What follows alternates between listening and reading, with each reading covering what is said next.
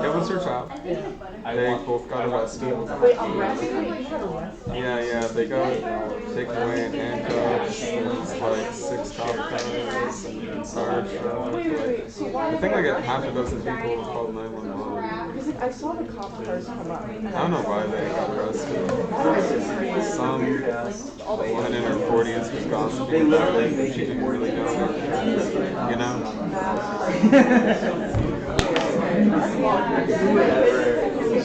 I don't know. I left before then because there was like a cop walking around. And I have no idea how to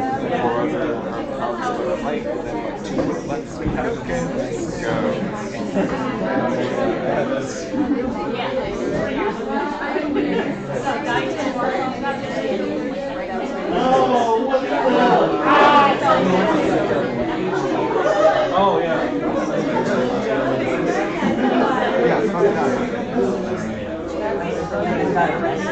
Yeah. Some like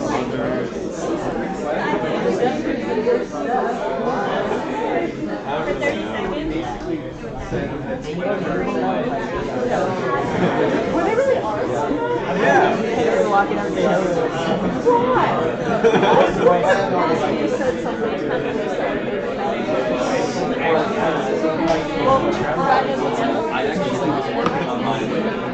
Yes, this lady was saying that they were like shipping like on the same thing. I do that to my guys. Like acting weird. There's other rumors saying water takes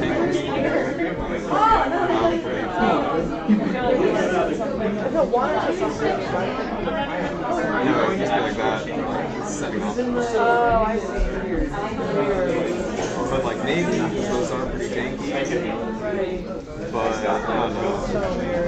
I just woke up and I was like, I don't know if I'm I didn't know people got arrested. Like after the cops pulled us and the alarm off, I came back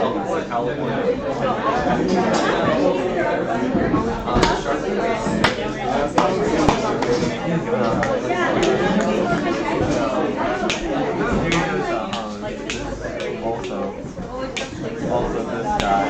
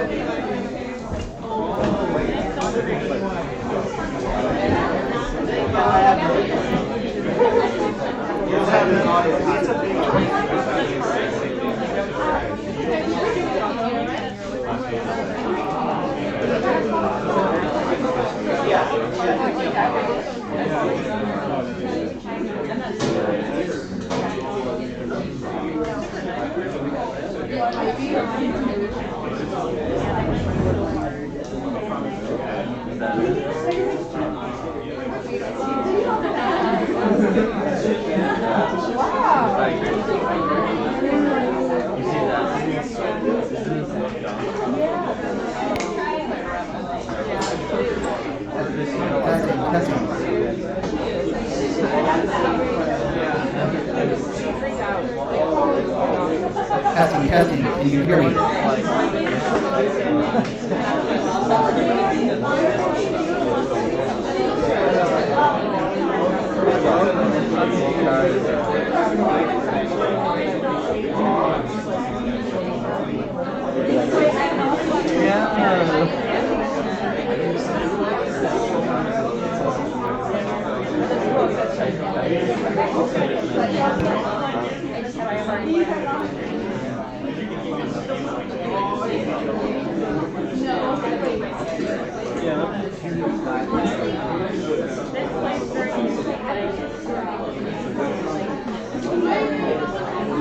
also made it like so they're like little paper Mario.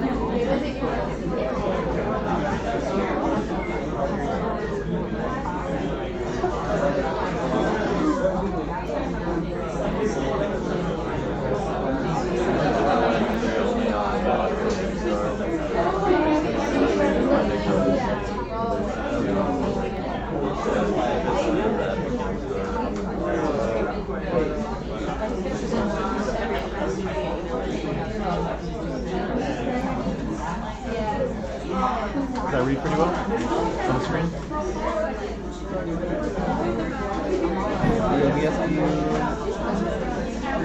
This is the interview.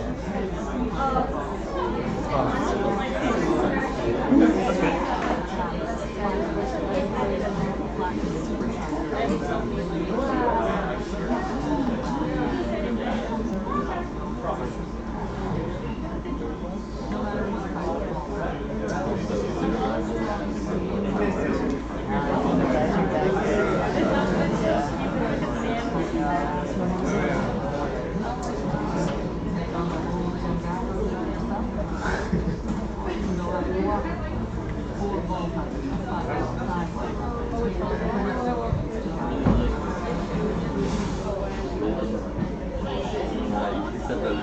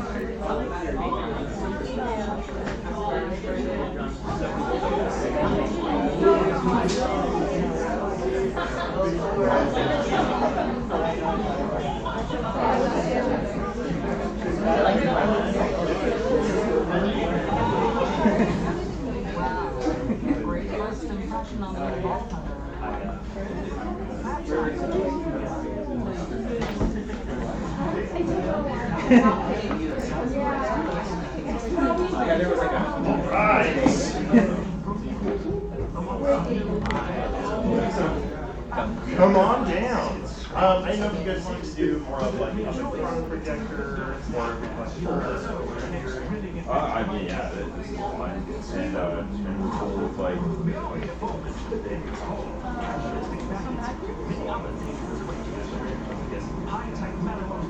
Yeah, they're like between midterms and finals.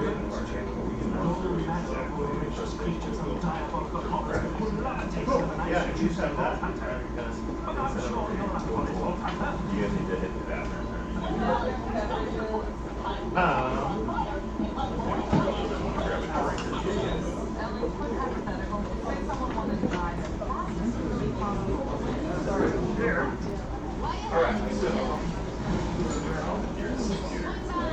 Just pretend I've been here the whole time.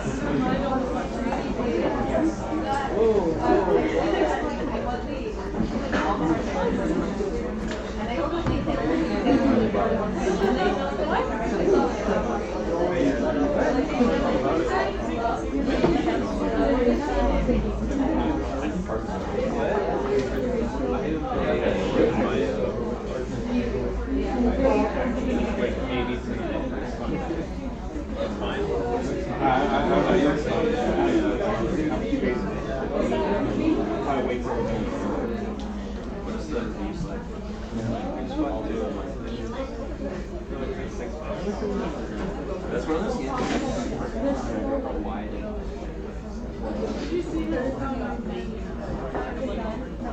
I don't have much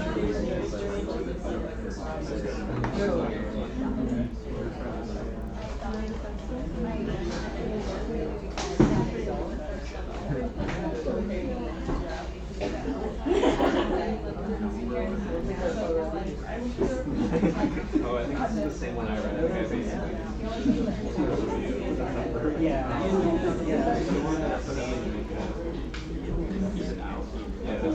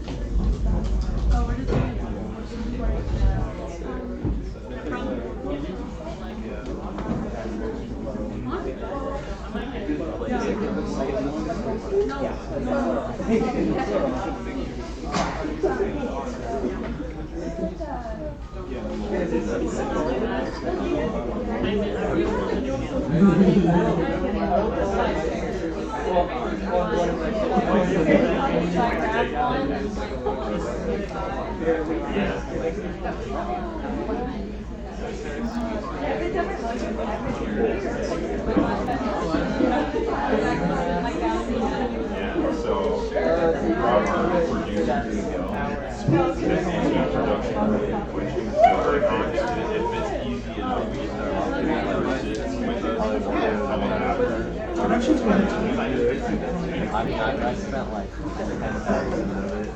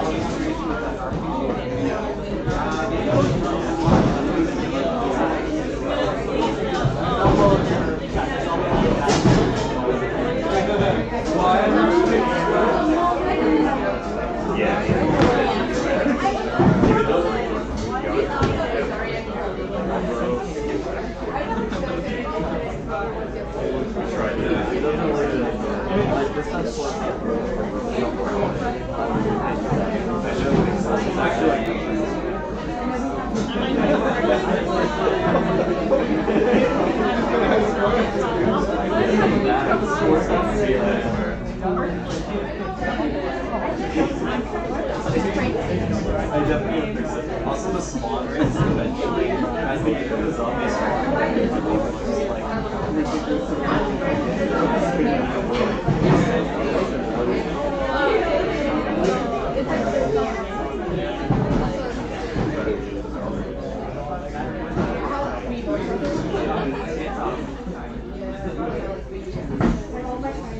yeah, look at this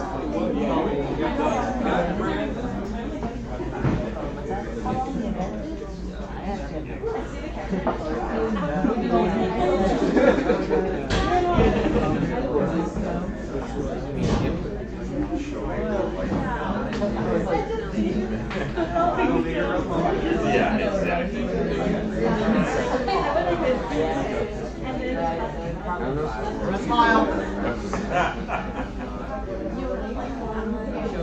You're not smiling by the end.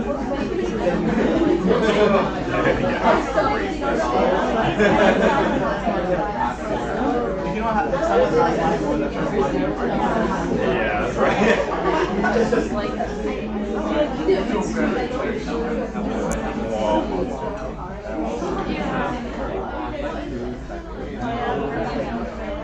Everybody able to get the beverages in.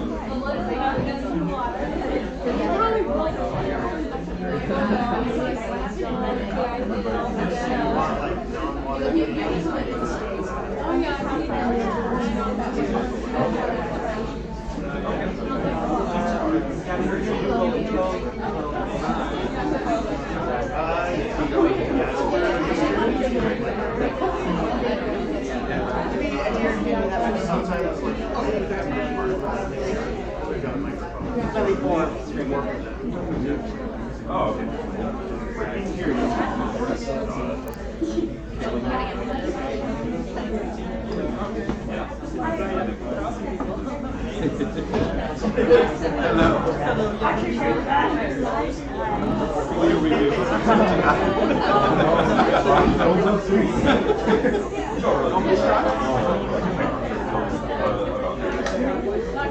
So you pick the best spot for it. I didn't know. Well, I mean, there's a lot to know.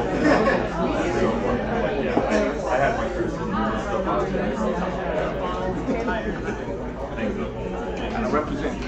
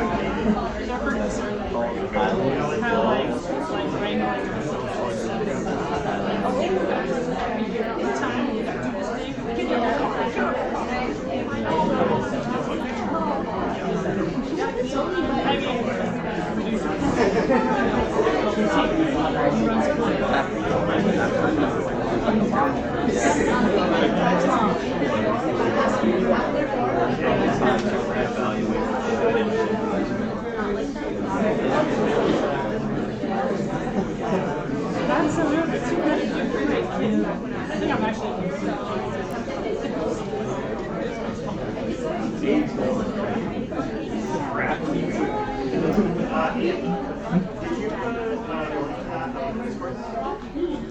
There's Discord? Well, for like A partners. I can do that. Or like, you put it anyways. I sent it to UCI, Chapman, but not for here. I'll send it right now. Cool. Yeah, you put it in the A partner Discord. Son of a bitch. Alright, give me a second. I'll turn back to speak so it's really. Oh. Oh,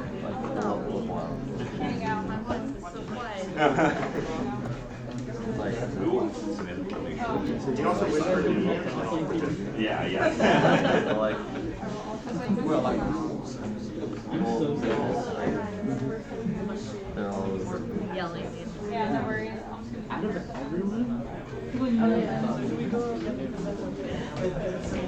Yeah, that's where. I think, yeah.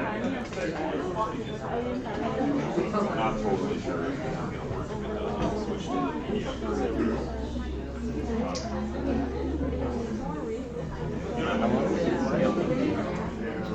I hope so. Also, we I was just thinking, I mean, half the time they don't work.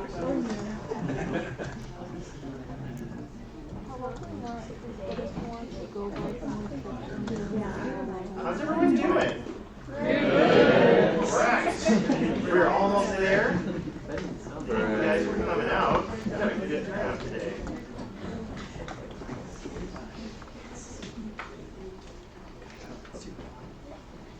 I just realized how home that was gonna be.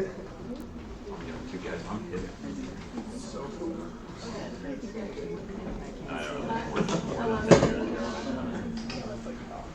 The rearview mirror.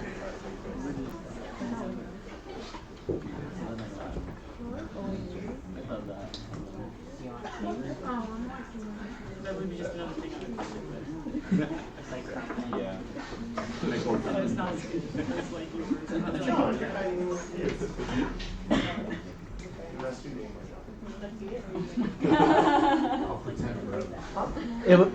I sent the link to the Discord.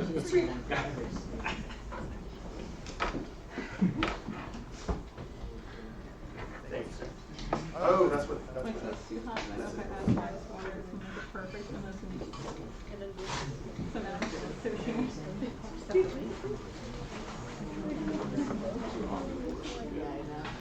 Fair point.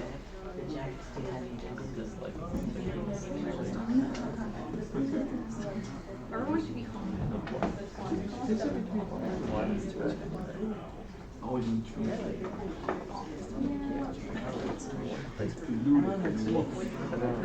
I just can't.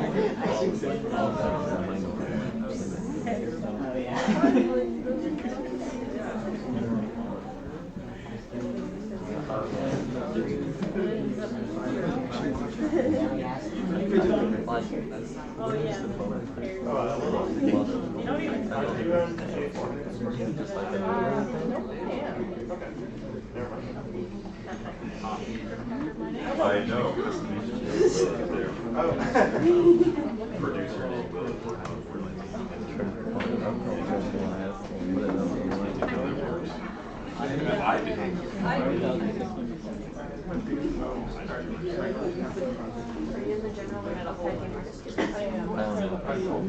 So, you guys want to worry about the microphones? Wait for people to come in and works. Almost there. I hate the time and stuff. It's just like 2 minutes, but it's like 6 minutes. Oh, it's a good one. I know. Hopefully this works. Now we're gonna be scrolling through. Oh, it's too long. Yeah, good. No, it's not. It's for free. Just So you have to hit Well, if I it. download it, then Yeah, it the should download what you just uploaded. That would be Oh, you have to upload it to the drive. No, open with. There you go. Oh, Sorry, you have to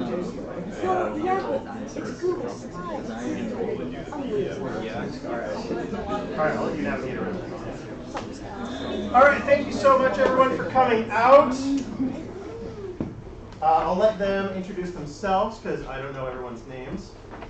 But yeah, welcome our VFX team from Gearbox.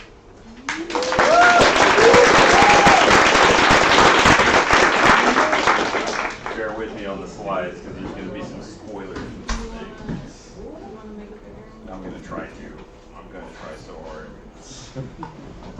I don't know how to work this PDF here, obviously. We're a technology company. We know everything. It's cool that we know how to use it.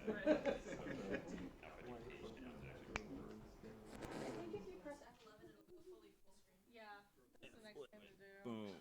No, I gotta actually hit the function key too, probably. Nope. Oh god. Oh no. I've given it all the power. F11 is not working.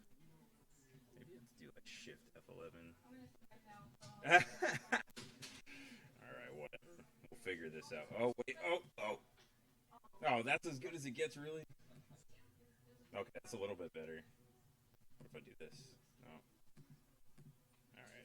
Whatever. We'll get there. How's it going, everybody? My name is Nicholas Wilson. I'm the visual effects director for Gearbox Software. We've been working on a little game you might have heard about. I don't know. We're here today to talk to you about Borderlands 3.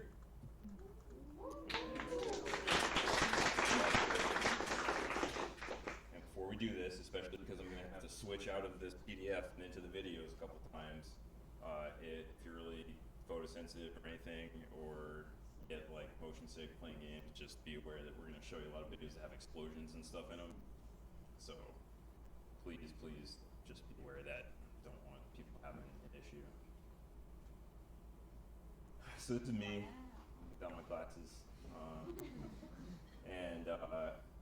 My career at Gearbox started in 2008 on a game called Aliens Colonial Marines, and simultaneously I was working on the Borderlands project. Moved on from that to Duke Nukem Forever, Borderlands 2, pre-sequel, and Battleborn. What? Oh, you got the buttons like that. Yeah. Sorry. Smith Spray here as well. Visual effects artist on our game. Previously had shipped the indie title Dub Wars before coming to work for us during Borderlands 3. Smith was actually a big fan of Battleborn, and during her interview she was just like, so she's gonna like keep rolling like Battleborn stuff, and it's like, yeah, this is what we want you to we want you to help us with Borderlands 3. So we show her Borderlands 3 for the first time. Her eyes went wide, and it's like, will you please help us? And she said yes. So thank you, Samantha. Yeah. Song's an interesting one. Song's resume is actually too extensive for us to list here. And I wish I could even say that's a joke, but this dude worked on like a million different Disney movies. Let's just say it was all of them. Every single one. And his career eventually took him to work in video games. N-Space was the first game job for you, right? And you joined us during the Battleborn project.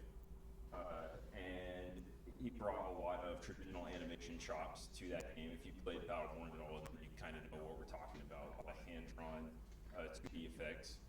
We're very happy to have Song as a part of our team. And then Caitlin Trout is actually going to close us out. She is a technical artist, so she does not report to me and doesn't have to listen to what I tell her to do. And you joined during Borderlands, the pre-sequel. You know, pretty cool. Working really hard on Battleborn, and she was in charge of that destruction pipeline in Borderlands 3. So if you enjoy breaking stuff, please think of Caitlin. So is Borderlands? By show of hands in here, how many of you know what Borderlands is already? Holy crap, that's like the entire room. Awesome. I'll just skip this. No. Well, you might not know, because everyone uses this term like looter shooter now. There was a point in time where nobody knew what a looter shooter was. That was kind of a foreign concept. Borderlands, when I joined the company, if you can imagine, what was considered a weird side project that nobody knew how it was going to do. I remember when I was actually moved to that project, I was really concerned that my career might be over. Today, you know, for the heavily inked comic style that you see here, the co-op gameplay, all the loot, and our VFX are what we call hyper real. It's basically like it's close enough to reality, but we try and punch it up a bit. Now this is when I have to start skipping the video, so this ought to be fun. Go down here. Let's see if this just works. Hopefully it will.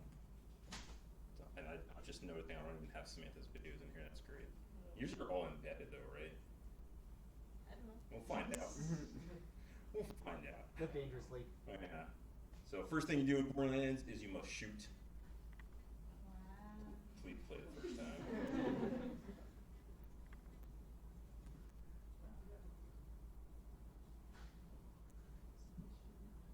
There's gonna be violence in this presentation too, okay? There's like a lot of guns and stuff. That's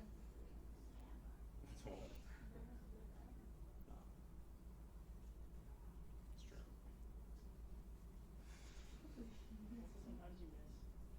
Yeah. I missed on purpose, guys. Don't judge me. I was very distracted while I was setting all this up. All right. So you shoot. See where the video was supposed to be, and then you must loot. Please hold. Please hold. Wait for loot. Yeah. Very cool. And that is the real drop. That's not me like gaming it for your purposes. That's just what came out of that chest. That was one take. Thanks for being impressed. Go with the right thing here. All over the place, sorry. Multi-touch is not my strong suit. I had like a phone with actual keyboard buttons up until like 2 years ago. I'm a very old man, so give me a break. So Borderlands franchise history, like I was mentioning earlier, it's like I had originally worked on the first Borderlands that came out in 2009, and Borderlands 2 in 2012, Borderlands the pre-sequel in 2014, working with 2K Australia, and Tales from the Borderlands came out that same year. But today, we're here to talk to you about this. Yeah! So, just real quick, out of my own curiosity, who all in this room has played Borderlands 3? Alright, very reasonable. How many of you finished it? Like the same people, alright, good. The interview question too, so don't mess up in the future. So visual effects goals for Borderlands 3. It was really important to me coming into this project. Really, like this is the first time I was visual effects director for Borderlands. I was in charge of the VFX team when we shipped Battleborn. This is the first time, both being at the beginning of the project as the VFX director, and the first time at the helm of the Borderlands game. It was important that we improve the feel of the combat, try to increase interactivity with the environment, you know, destruction, all that good stuff. Just reach a higher level of visual polish. Get to a little bit more stylized VFX, not a ton, but you're going to see some of that stylization. Wow, I'm speaking, sorry.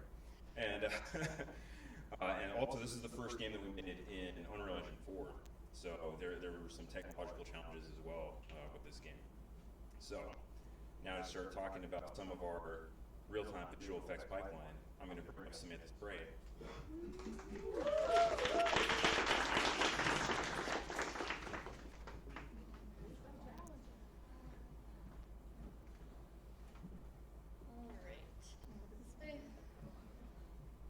Alright, so I'm going to talk about the pipeline for the Guardians of Borderlands 3. To kind of give a breakdown, it's kind of broken up up into two parts. So the first part is pre-visualization or previs, and the second part is production. In previs, we get context for the effect, we gather a reference, we establish the shape and color language, and then in production, we actually are, going in and making our textures, materials, we test and optimize those, and then we put them all together in the particle system, put them up where they need to be, and then we test and optimize those even further. Yeah, your videos are not gonna play. That's great. Okay. Awesome. I don't think they're copied. You didn't copy? I know. Okay. It's fine. Sorry. So for the specific example I'm going to be using for this talk is the energy bombs that the Herald Guardians use. So it's a grenade toss. He like slams his staff down and he like charges it up and then he throws it and then it explodes. It's a big shock explosion. So for our Guardian enemies in Borderlands, they're pretty established throughout the previous games. They are really prevalent in the pre-sequel. They are alien, otherworldly tech, magic tech enemy faction. So the specifics for this effect are, needs to,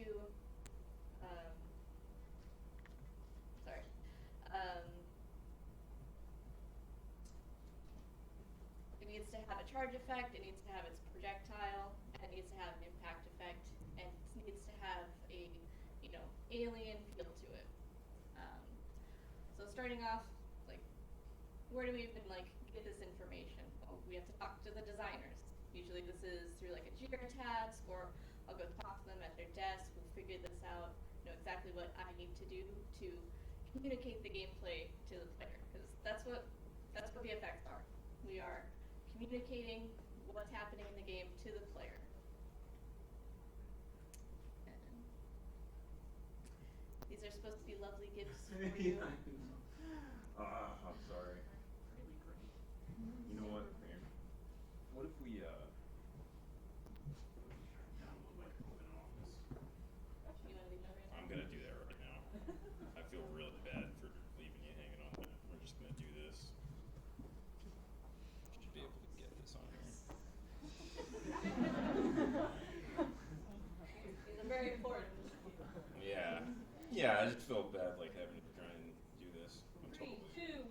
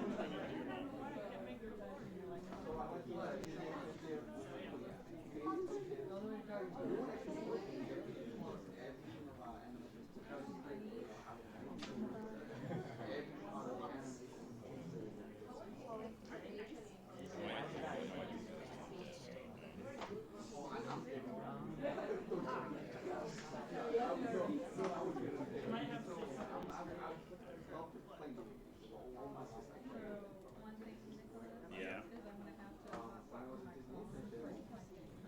Okay.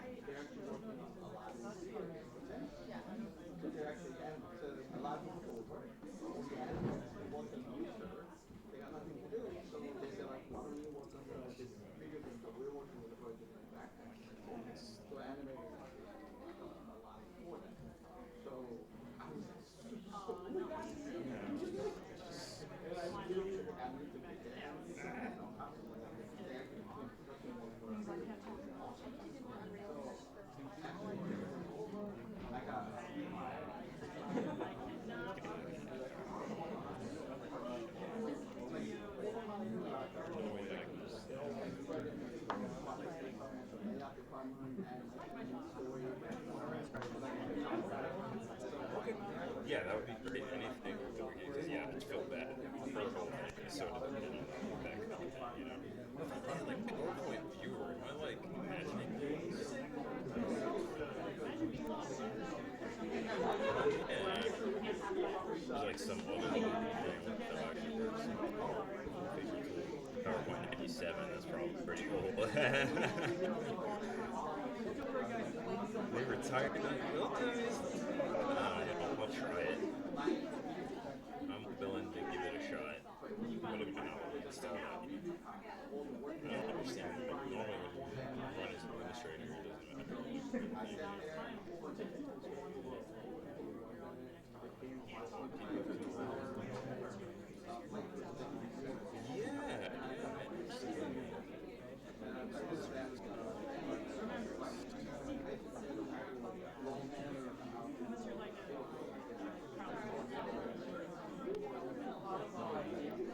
They're gonna try and get the other laptop too. So we got a couple of angles here. Are you good to go? You can take it up probably.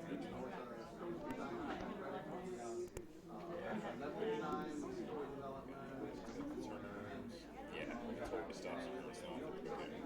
That's not gonna work. So, yeah, if we can't get that machine from the we'll probably be able to use this laptop.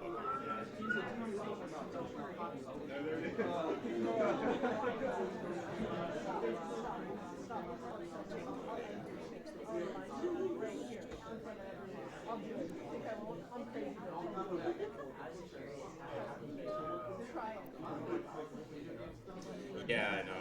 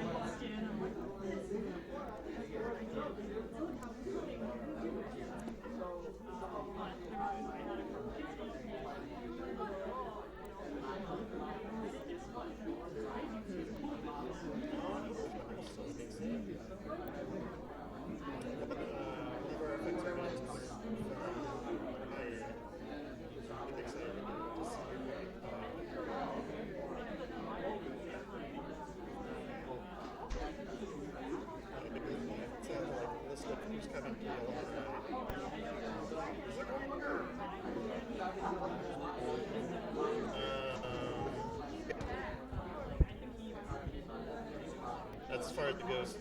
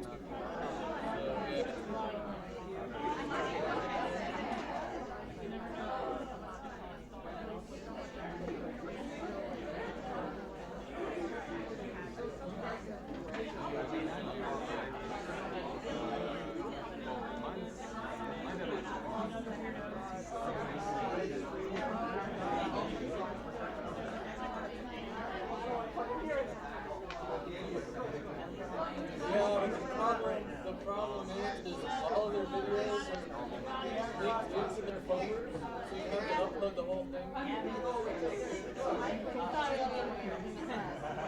was like, do I? Actually, it's cold.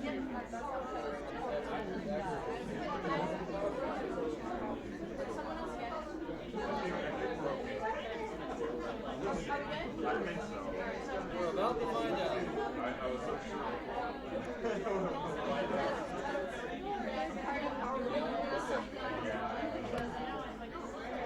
Science, yeah, great. That's how I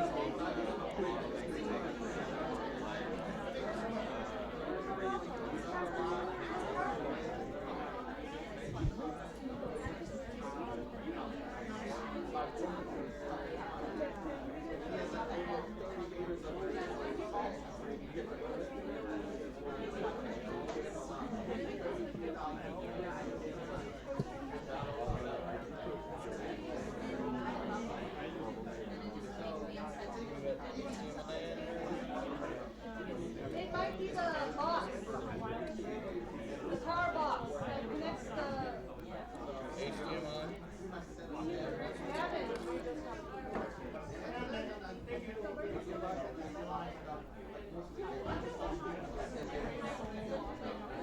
Gavin, it might be the power box. We got it. Good.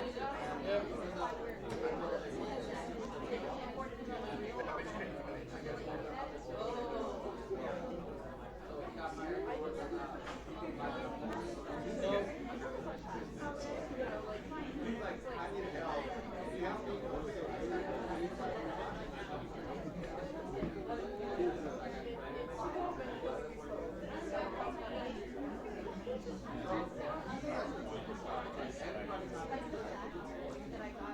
I just play it off the USB. Oh, I got you.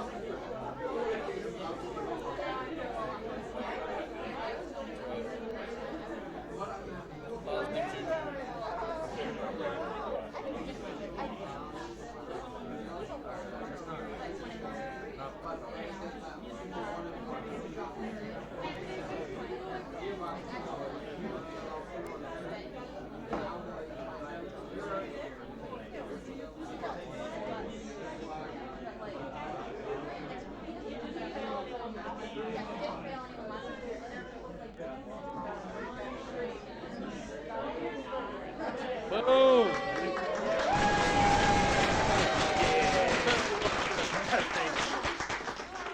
All right, from the top. Just kidding. We're gonna skip ahead. I'm just gonna hit the slideshows because it'll freak out later. Shoot and loot. Yeah, videos look like the work, dude. No.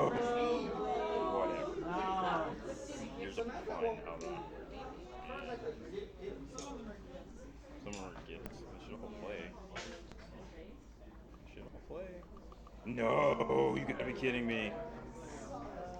All this.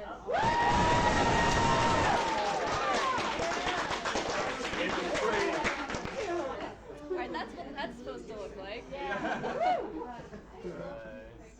Alright, so it's broken down into 3 effects. It's a charge, it's a projectile, and it's an impact effect. Alright, so what are these supposed to look like? There's not a lot of concept art that gets made specifically for effects. This concept was actually for a mechanic that the Guardians use where they, like, when they die, they release, like, a spirit. So we kind of explored those looking like the actual, like, Guardian mesh.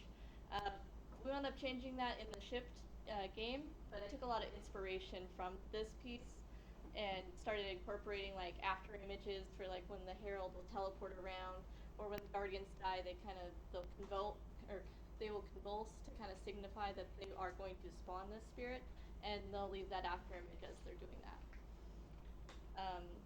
Since these guys are already established in Borderlands, I had a lot to pull from those previous games, so they were really prevalent in the pre-sequel, so I had a lot of stuff to pull inspiration from. So once you kind of, look through, you talk to your designer, you look through all the art and stuff, I like to start sketching out my ideas. Like, I know some of the mechanics that we're going to be using, so I'm going to try and see what these different shapes will look like with these mechanics.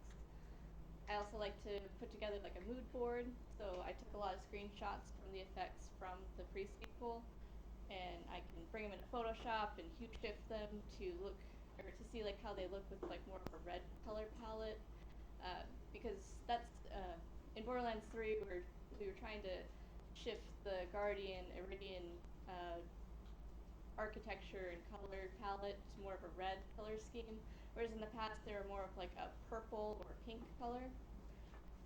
I also really liked the wispy kind of smoke from the pre-sequel, and I wanted to also incorporate something new that we were trying to come up with this game, which was more like stylized shapes, more like angular kind of pieces. So it really helps to get these goals locked in before we even jump into Unreal. So that way we can worry about how we want to make things, or like go about making them, rather than worrying about like what we are even going to make. Alright, so previs done, now we get into production. First thing, textures. Textures for particle systems, for effects, they're a little bit different than other textures you'll find in the game for like character models or props. They're more like an assortment of shapes, or they can be in a sprite sheet. You can break these up into sub-UVs or frames, and you can pick them at random in the particle system, or you can play through them as like a sprite animation. Another type of texture we use a lot are tiling textures, like noise textures. We either use them as like the diffuse masks, or we can use them for like UV distortion in the materials. They're really versatile. I like to use Substance Designer for more of my tiling textures. It's non-destructive, and you can use a lot of noise textures, and you can get a lot of iterations out really fast. And then I like to use Photoshop for more of my hand-painted textures. This gives me a lot more control that I don't really feel like I get in Substance. So to see the textures in-game, we need to put them into a material or a shader. So for the wispy smoke, I really wanted them to have movement, and I could have accomplished that by creating like a sprite sheet, so just like one animation. If I simmed it in Houdini, exported a sprite sheet, plugged it in, but that doesn't give me a lot of variety. These are really easy. It would be really easy to pick them out. So instead, I went with a 2x2 sub-UV texture with, subtly different sprites or texture smoke. And then I'm just using some UV distortion with some noise, scanning up through the texture. This also helps us have higher resolution for each of these, so we can make them a little bit bigger and they don't, start getting all pixelated. Another really important aspect was, is the wispy smoke, and for a projectile, like having a nice ribbon trail was really important to me. I wanted to have some options because I wanted to use these a lot for the Guardians. So I had options for like the emissive color. If I could plug in just the straight particle color, or I could lerp between like a darker color and a brighter color, or I could even like plug in a gradient map. So I had a lot of options built right into the shader. So here are a couple of the examples of this material. So on the left is just a straight particle color, and then the two on the right are actually using the lerp. So it got some of the dark around the edges, and then it lerps to a brighter color in the center, the wider parts of the texture. But I'm using two different colors for these two different variants to use different abilities. All right, we have to test and optimize these things. So for textures, resolution for textures in games, you want them to be at powers of 2. These will render faster, they are more efficient in RAM, and some compression methods work a lot better with them and will allow you to MIP them or create level of details or LODs for them. So if you import like a 2048 by 2048 texture, you can LOD it up or LOD it down so that will look like a 1024 by 1024 texture, and that frees up some memory for us. Texture waste. So this is where we're not using the space in our texture sheet very efficiently. So this is a blood drip from our gore system. So it's a 2x1 texture. It's at 2048 by 2048, but it has a lot of blank space in it, and I just took it into Photoshop, and all I did was move the drips closer together, and you can see it's half of the memory cost, and all I did was move it. And because it is a power of 2, I can mod it down in Unreal, and we get even more savings. And then just for kicks, let's bump it down again. So it's 256 by 512. And all of these images are at those resolutions. And even at this big a size, you can't really tell the difference. So these things are not very big in the game. So we can get away with having much smaller resolution. And in the Shift game, we actually do LOD down this texture to 512 by 512. So for materials, they're, in Unreal, we use the material editor. They're made up of these material expression nodes or atomic nodes. Those will contribute to our instruction count for the material. You can think of it like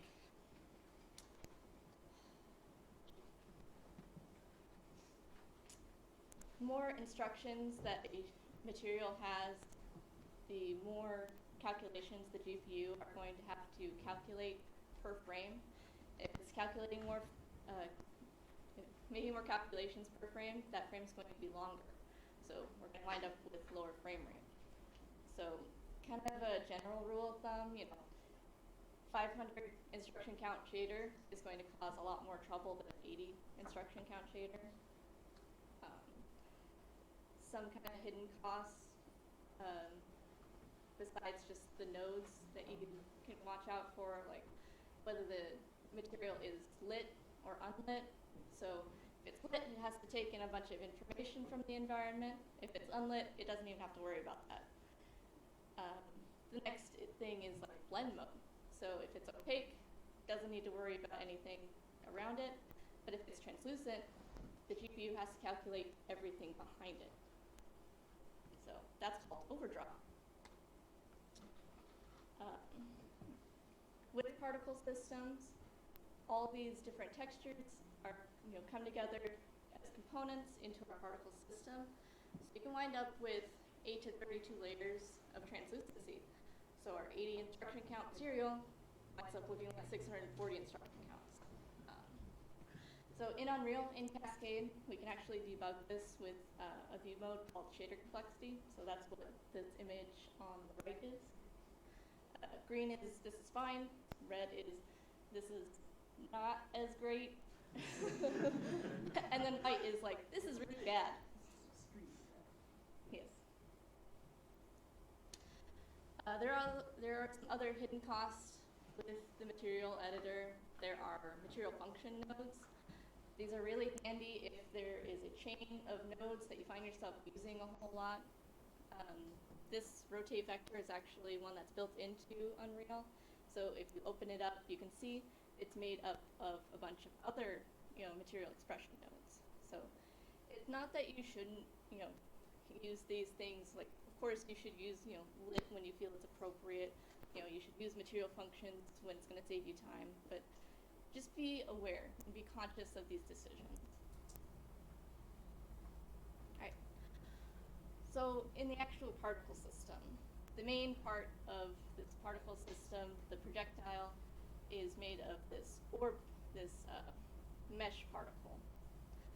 So I wanted it to have this black hole, unstable kind of feel to it. So I'm accomplishing this in the shader by scrolling this noise texture through the vertex offset. So it will push out the vertices on these white parts of the texture, and it'll not necessarily come back into the shape, but it'll kind of go back to where it would normally be. So I wasn't sure how big this was going to have to be, or if I was going to use this in multiple effects. Spoiler, I did.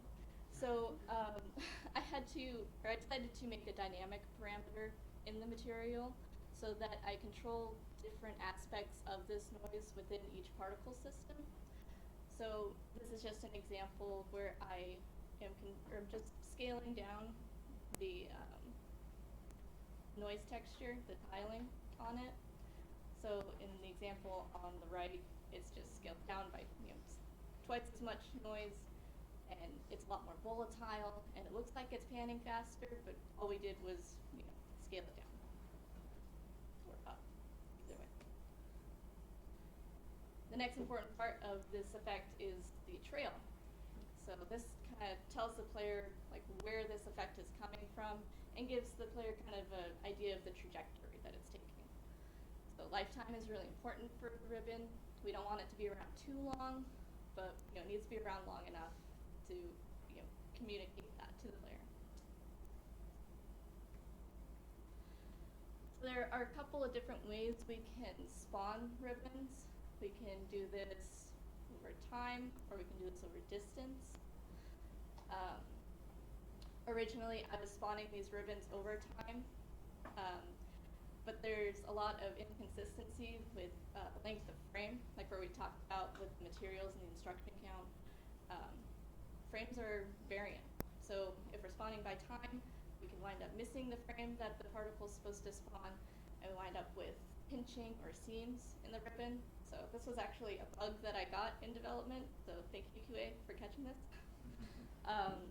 So I decided, okay, well, if I do spawn over distance, it doesn't matter how fast this projectile is going to go, what distance it goes, it'll always spawn the same number of particles over that distance.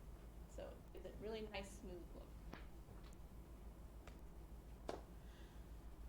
Then I added in these smoke particles. So ribbons tend to be really two-dimensional. They can kind of twist if you look at them wrong. So to help give more volume to this effect, I added in these smoke particles. So with smoke, you don't want them to just pop in, you need this to feel really natural, otherwise it catches attention in the wrong way. So with smoke, as in with like most things, it spawns in at, it grows really slowly and expands quickly in the middle of its lifetime. And then as it's, reaching the end of its lifetime, it's growing and expanding much slower. So this is the, ease in, ease out, slow in, slow out principle of animation.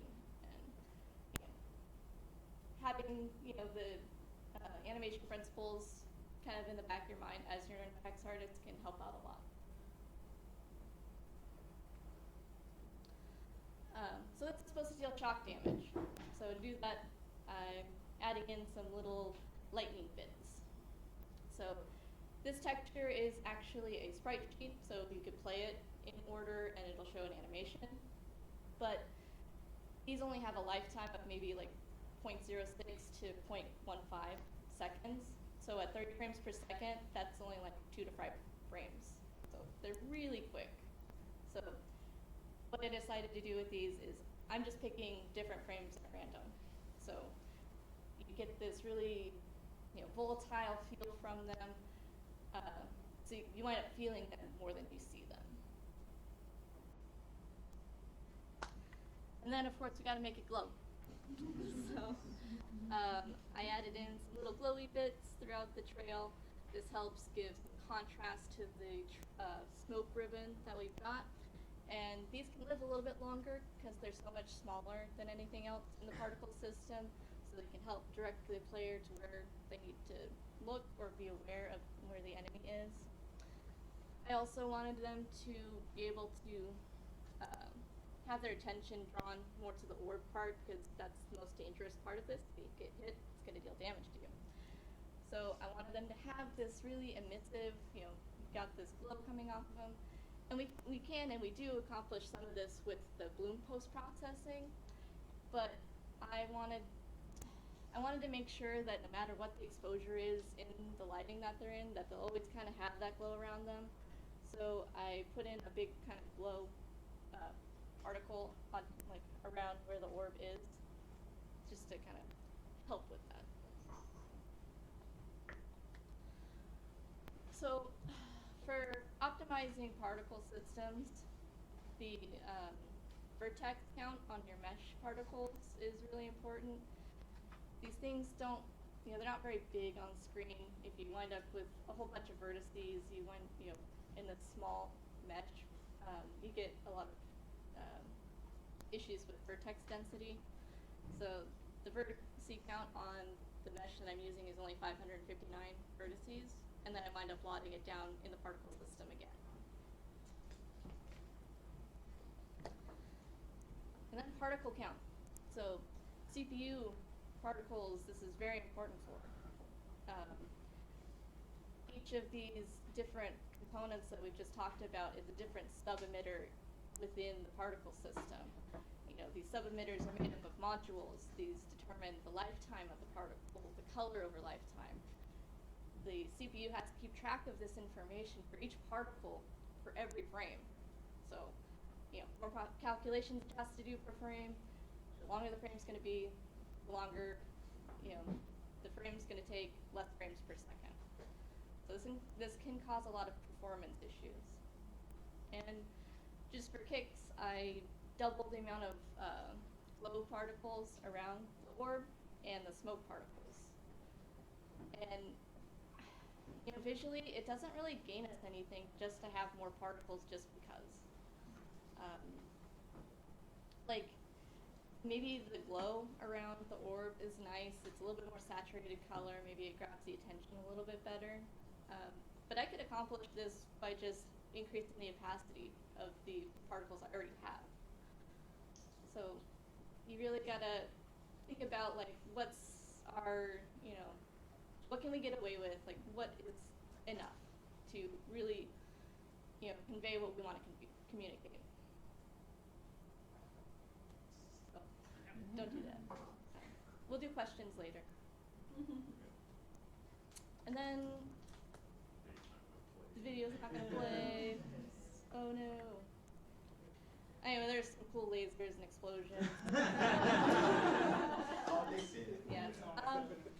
But I do want to say, like, you need to play the game that you're making. Like, the whole point of this effect is to communicate the gameplay. You need to see them within their context. You need to see, okay, am I communicating the gameplay effectively? Is it getting lost? How many of these particle or projectiles am I going to see on the screen? So is it communicating this efficiently? Like, is it causing memory issues? Or am I crashing the game with this?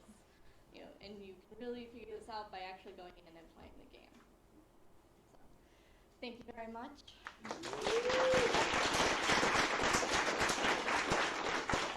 Next is Mr. Song Kim.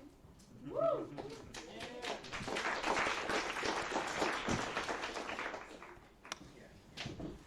All right.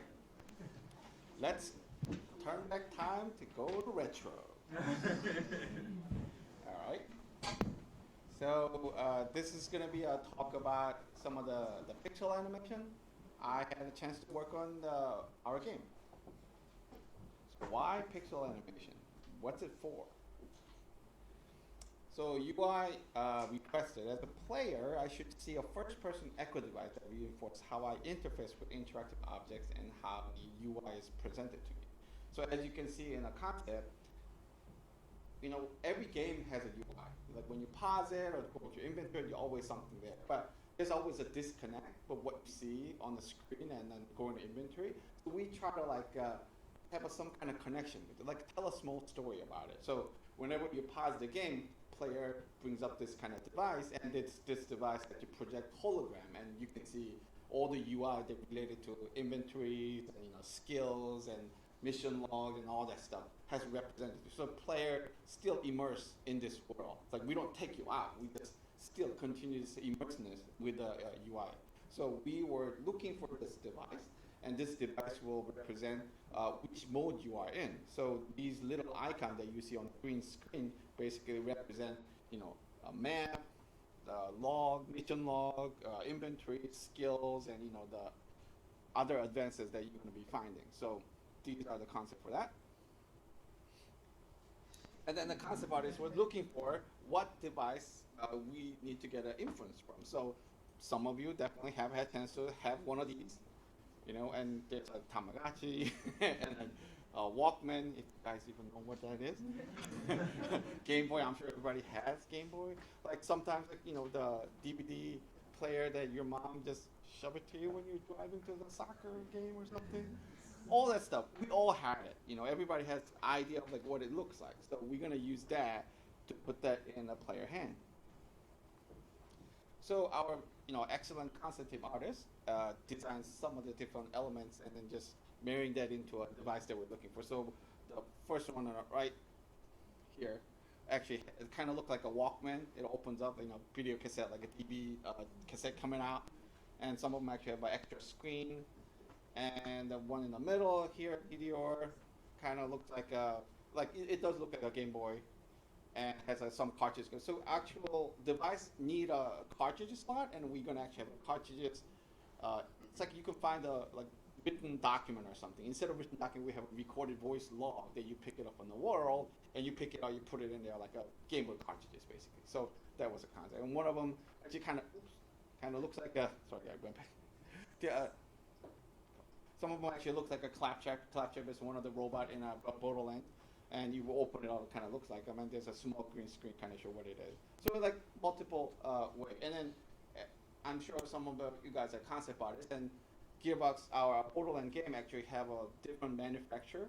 So we actually have to design it according to what if this manufacturer designed this device. So even though they are the same function in devices, because of their different brand, how do you reflect that? So it's guns the same way, clothing the same way, but same thing with here, just a device.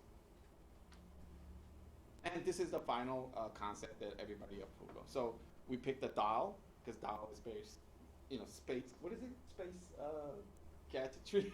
Well, no, doll's supposed to be like American military. Oh, there you go, American military. And color scheme is like a Game Boy as well too. So there's the cartridges there, you can pick it up. And the screen of that, oops, dang it. I'm used to the remote control. The screen on the Echo device should reflect the states of the action. We talked about this. So this green thing that you see will be like monochromatic and just kind of little dinky looping animation of like what you're looking at. So this is the final model they built. They modeled it in Maya, Substance Painter, and then all the artists actually went in there, literally inked every line that you see. So beautifully done. And we can share the movie. Now your movie's Okay. Oops.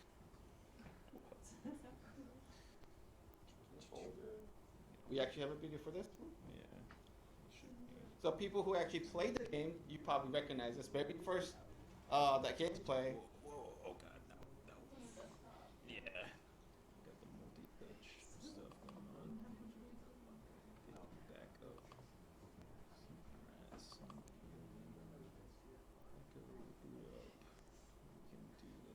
Back up, boot up. We can do the compressed one. That is not the right video apparently. This one.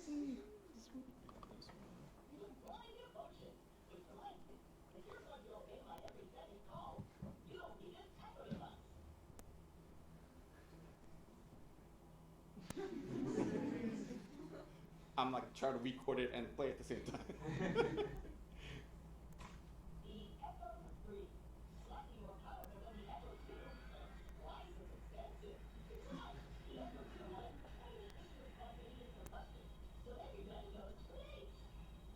All right, there you go. So that's the opening sequence for that. And PowerPoint. And slide. All right. So on top of the opening sequence, I had to do some menu mode for the stuff that we talked about, how it represent. The what you see on the bottom of the screen here is playing.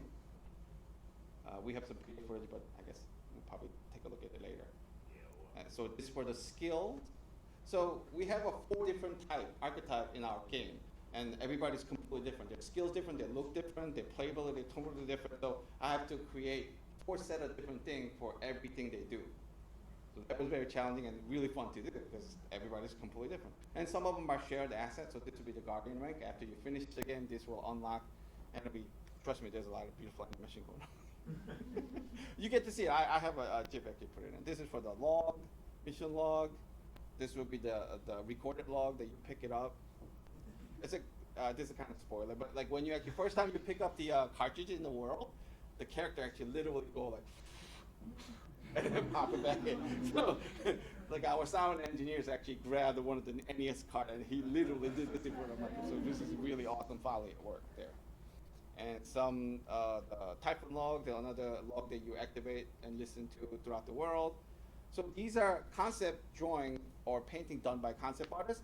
I take that and actually redraw it in a pixel format and then try to emulate some of the style they edited. So I do have an animation that you can see probably later on. So I actually made the whole animation first and I grabbed the whole line, a couple of lines and shifted over to the little bit to the left and a little bit to the right.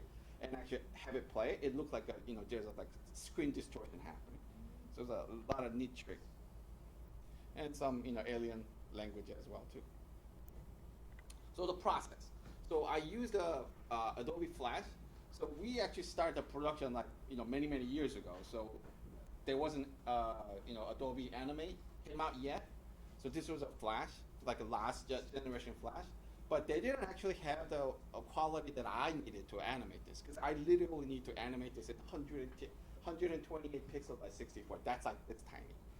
But I need to blow it up and I can animate that. The reason I did that small is we gotta really try to minimize the texture space as possible. So keeping that the retro look is crucial. On top of it, the size as well. So I can't just animate something huge with a big pixel and then try to shrink it down. That's like one way to do it. So we found the process and we literally wanted to animate things at 128 by 64. But Flash didn't really have a function that I could do. So only thing I could do is actually I have to make little grid and then use the polygon cube that the Flash has and literally animate by moving the cube one by one, because you can't literally, whenever you draw in Flash, it actually converted into a vector. So I can't have that. I can't have that just smooth. I actually really want a jittery one. So after that I finish it, I have to export the animation frame by frame and import that back into the Photoshop, and then lay them out, export them out as a sprite sheet, and then put it into Unreal Engine. So there's a lot of steps I have to go through. Then Sprite came out. So any of you do Sprite? Awesome. So Nick actually found the program for me. He said it's on Steam and it's like really cheap, and then it has a robust animation process, just like a Toon Boom or even Adobe Animate or Flash. Only thing this doesn't do is a vector, but still I just needed a pixel animation, pixel perfect animation. And this tool actually let me do all the animation that I traditionally animate. On top of it, I could layer them out and time it differently and move the entire thing at the same time, which is godsend. Like I have to literally do pixel by pixel, but now I could literally grab the whole layer and I could just rotate or change the color and stuff. So it was just like amazing. So the process went just like Sprite, and Sprite actually export the sprite sheet, like boom, out there, and then you can see the preview happening while you animate, which is so awesome. You don't have to wait to hit play or anything. You continue to animate on the side. And after I'm done, I just color it, export it out to sprite sheet, make it into whichever the format size you want to, and then boom, Unreal Engine right away. So eliminated the whole process. It was awesome. Just please use it if you're into retro games. And these are the tests that come through. So I talked about it a little bit before. We have 4 characters, so any kind of animation I have to do, character-specific animation, I have to do it 4 times. And I don't think of that as a chore. I think that's an opportunity to like put all the cool stuff that I could put it in there. So like the color code is basically all the red is Gunner, blue is Siren, red is Beastmaster, green is Opera. These are the code names for our characters. But anyway, so this way I could see what they're looking for and I could continue to make the assets for them. First, it started with this couple of looping animation, and later it became like hundreds and hundreds and hundreds of animation assets. So the concept artist actually did this art for our vending machine. So we wanted to reflect that on our Echo device as well, but I wanted to animate it. So this is the like if you think this is a last key pose, I need to find a way to get there from the first pose to the last pose. So my traditional animation background comes in handy. So I start, thumbnailing out in red pencil. I mean, I'm sure you guys know why animators use red pencils. I've been doing that for a long time. So this actually helped me really plan out my animation plot. So like frame 1 to 16, and middle frame 18, and how from this arc to that arc, middle arc is basically S-curve. And then start animating on the S-sprite. So these are the S-sprite menu. So you can see all the layers I could do. So I don't have to animate everything on one layer. I could like lay them out, like arm layer separately, body layer separately, like limb. So I don't have to like mess one of them and then re-erase it or something. I could all have it separate layers. And I could see the preview whenever I want, which is perfect. And you can retime it or whatever. And on top of it, you can actually increase the frame counts, and it's just awesome tool. And this is the final one. So we end up doing 32 frames, power of 2. 120 pixel by 64 times 2 become 512 times 512. So that's our pixel resolution. So the 32 frame fits perfectly. So I start with the animation. So most of the animation will loop. So I actually have to find a way to loop back into the original position. And I add some flare with like a little bit effects and like glow here and there. It's all pixel animation. So I'm not actually adding more memories or anything. So this is an exported sprite sheet. Sometimes I have it off a channel. Sometimes I just have with the background. Whichever the UI team needed, I export it out this way. So you can see this is frame 1 all the way down to frame 32. So it has to loop. So the last frame isn't the same as the first frame. It's slightly ahead of the 1 frame. So I would literally actually animate from 1 to 33 frames. So frame 33 is the exact same as frame 31. And then I just delete the last frame, and I have 32 frames. And this is the complicated shader, how this sprite sheet actually goes into the system. In order to bring the pixel art to the life in the game, Nick, here, right here, built a shader that forced nearest neighbor scale. Does everybody know nearest neighbor? Yeah, good. Scaling the looping through the flipbook animation. This maintains the square pixel look of the art. So since this is power 2, even if we increase the size in Unreal, it'll look exactly like a pixel. So this is the final look, how it looks like. I'm used to the animation. So but you can see Nick actually added to intensify this more pixely. So he actually added the scan line in there to make it even more pixely, which is really cool. And these are the character-specific animation I've done.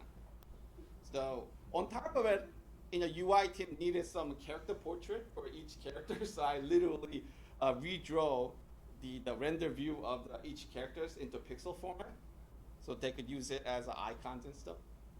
So the first one is the Beastmaster. So you can see the animation principle, squash and stretch, ease in, ease out, of course.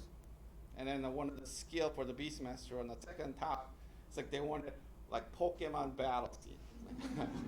Okay, so I had to Beastmaster and the 3 pets, so I just loop them out, and it's follow through, the squirrel tail animation that you probably see it on Sleeping Beauty and stuff. That actually, referenced me to do all the kind of stuff as well too. And a lot of assets I reuse it. You know what I mean? So inventory, I drew all the type of guns, and I reanimate it to depend on what they're supposed to be. So Amora for the siren, she has a magical power. So I usually use some magic type of animation with a lot of flare, like smoke. And for the operator, he's more technical, so I bring in a little technical stuff, and he has his clone.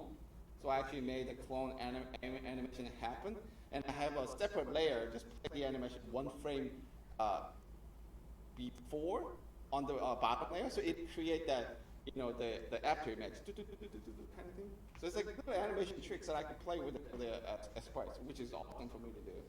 And then create a little story. Even if it's 32 frames, it's fun to just create something really neat to see, so people enjoy it while they're looking at it. I'm sure gameplay-wise, this is not gonna break the game or anything, but something people will enjoy, and it's character-specific. So what you see, your character reflected onto small digital retro graphic is pretty much really rewarding too. And these are non-event-specific, non-character event-specific asset. So when you're going to your inventory, like your vault, whenever you have a UI up related to it, it'll happen. So Earl, the crazy Earl, he's always open the slam door, and you can see his eye blinking, so I just animated that as well. And then the device is actually made by Doll, so I actually created doll animation, the logo animation. So I've done a lot of graphic design as well, so I could just kind of emulate, TV stuff. So the Typhoon one that I was talking about, the little glitches here, this is exactly what I'm talking about. And add a little bit of the equalizer thing going up and down. Even though it's not perfectly matched to the audio, but still I animate it, make sure that it kind of looks like it's kind of going up and down the pitch and stuff. And these are the bending specific animations that I've done. I don't think these are actually in the game, but I did it anyway. Because it's so much fun. And I just let the company decide where to use them, and they love it. And I don't know, it's somewhere in the game. I don't know where exactly. If you find it, kudos for you. And this one was actually the last one here, Marcus. This is the first animation I did to try to test out the style, the feel, the rhythm. How is it going to apply to pixel animation, the Borderlands universe? And did some funny thing, and it's like a Warner Brothers cartoon kind of thing. People seem to enjoy it, and they love it, so it's right there. Well, sure. Oh yeah, get your. Yeah. So on top of the in-game asset, stuff that I've done actually get to use other places other than the game. So this is one of the example. Yeah. No. Oh. Doesn't webcast. Is it a MAW file or a? The podcast? So, you know Twitch, right? You guys watch Twitch? So, let's say a Twitch streamer decided to play Borderlands game. And he did log into our Gearbox Shift account, and then viewers could actually log into Shift account as well. And then you will have this echo extension animation logging in. So basically, when you see the streamer is playing, whenever he finds like a red chest, all the viewers who have installed this echo extension, they can actually win stuff that viewers. So it's really like interacting. Instead of before it was just chatting, right? You can just chat to the people and that's all it is. But this time you can actually win whatever the players playing. On top of it, you know, like a lot of viewers, they actually ask them, what kind of equipment do you have? What kind of gun do you have? They keep asking the same question over and over again, right? And then his computer is changing, so he has to open up for like stop the stream and make people, people who already know are going to get frustrated. But with this extension, you can actually pull out a screen and see what this person actually owns. That's the beauty of an Equitest extension. You don't, if you disrupt the players, you just watch what you have and you can just criticize it if you want to. And There we go. Thank you. there you go. I'll get into a claptrap to explain this in a minute of the mic.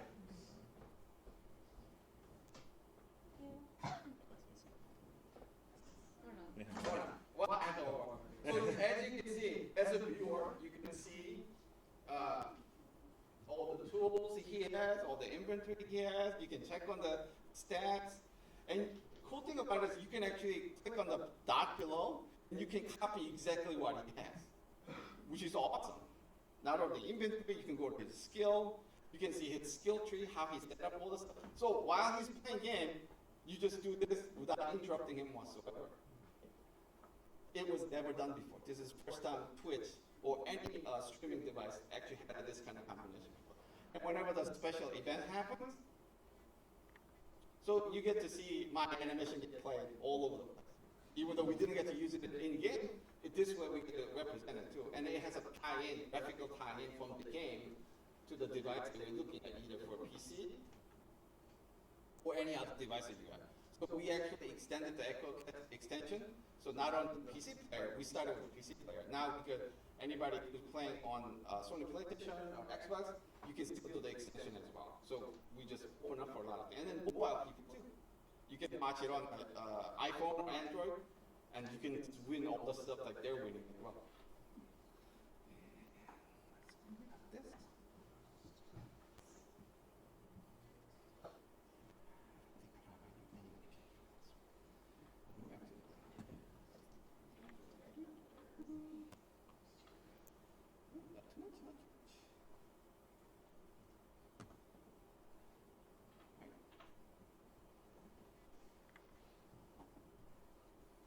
So these are the mobile screenshot I captured. So like just looked it up. This is the first day that actually this event was opened up. So I just opened up my iPhone. It was 3 a.m. looking at it. Oh my God, it's working! And I can win stuff like while looking at it. And like my animation's working. Oh my God! I was like, it's so much joy. And it's showing like my wife, just go to bed. I'm super excited. And on top of it, well, we get to do a lot of merchandise as well. So as you can see, I brought the little device here.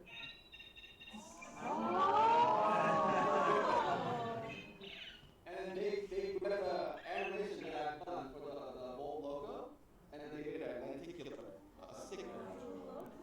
So like I could walk around and see, I did this. So one on the left is like a Spirit of Halloween version, so it's like a $30. And then the one next to it is a GameStop exclusive. This is like a $90 expensive one. So instead of lenticular, they actually went with a face spot.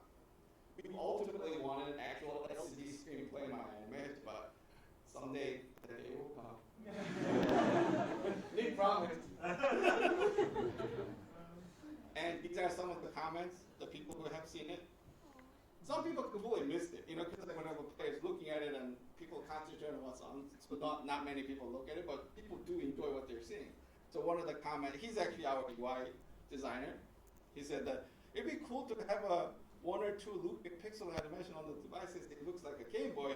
Son goes, yeah, hold my beard. So I ended up doing over hundreds and stuff. And thank you very much.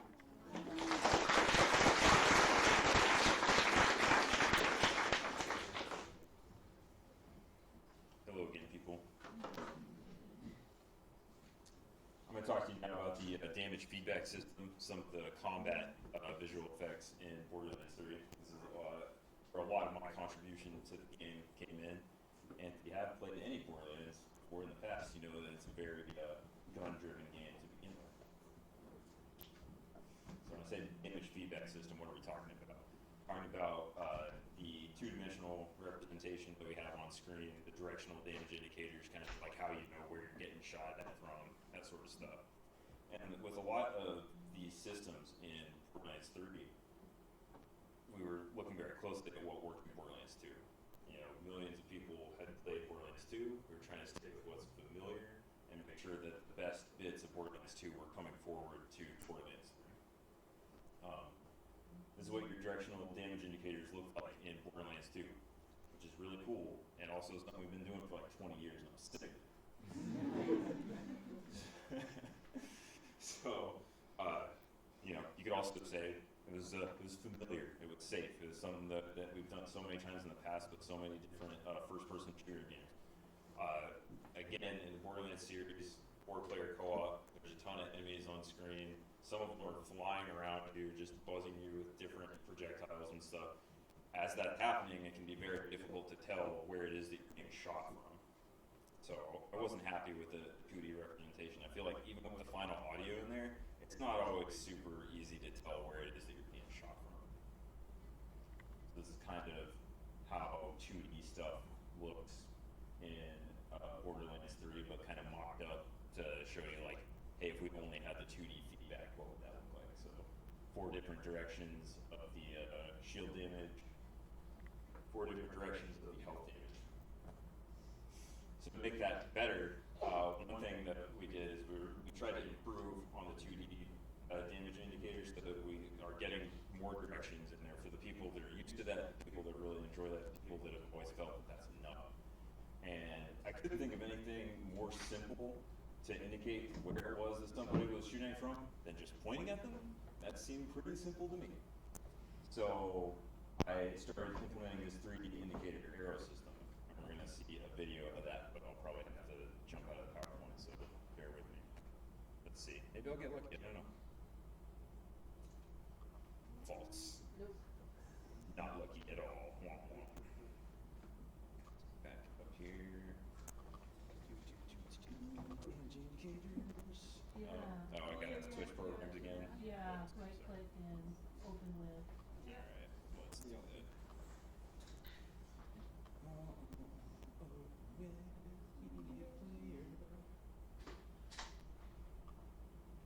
So this is actually the test map that we built all the damage feedback in, where we had a couple dozen different enemies firing at me. They're pretty much set to like stormtrooper accuracy, so there's a lot of tracers that will be at you and don't hit you. It's good that everybody knows what Star Wars is and not that again. So really simple tricks here. When we spawn in these 3D arrow meshes in front of you, they flash white very briefly just to call your attention to it. Throw it up on screen, leave it up for a couple seconds, allow them to fade out. They're all translucent. And those actually aren't even particle systems. Those are just like meshes that I authored really quickly, threw them up there. I made sure they had a nice outline so it looks all Borderlands and stuff. Alright, and back to this. Skip right through here. Bam. Alright, so weapon effects for 1 billion guns. Gotta jump right back out, sorry. I realized my mistake as soon as the screen turned black. we called this video Pew Pew. You'll see why shortly. Yeah. Thanks to our producer for putting this together. There's a collection of different weapon effects. Various VFX artists working on. Some of them are mine, some are other people's. Got some grenades, Meteor weapons being thrown around, Maliwan weapons. This is a Jacobs sniper.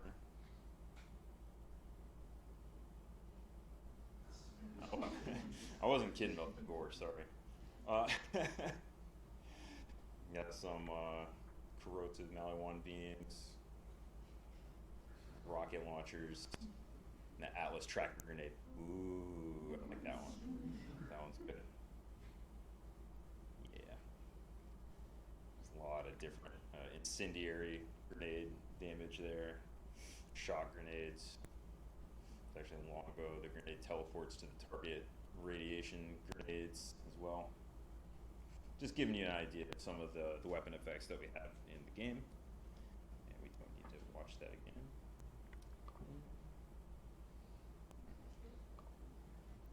Should be able to. I do want to resume it, thank you. Alright. Oh, and it played. Are you kidding me? Alright, whatever. That's fine. Watch them all work for the rest of the time. So key thing that we knew going into the weapon system for Borderlands 3 was that we needed to build a modular system that supports expansion.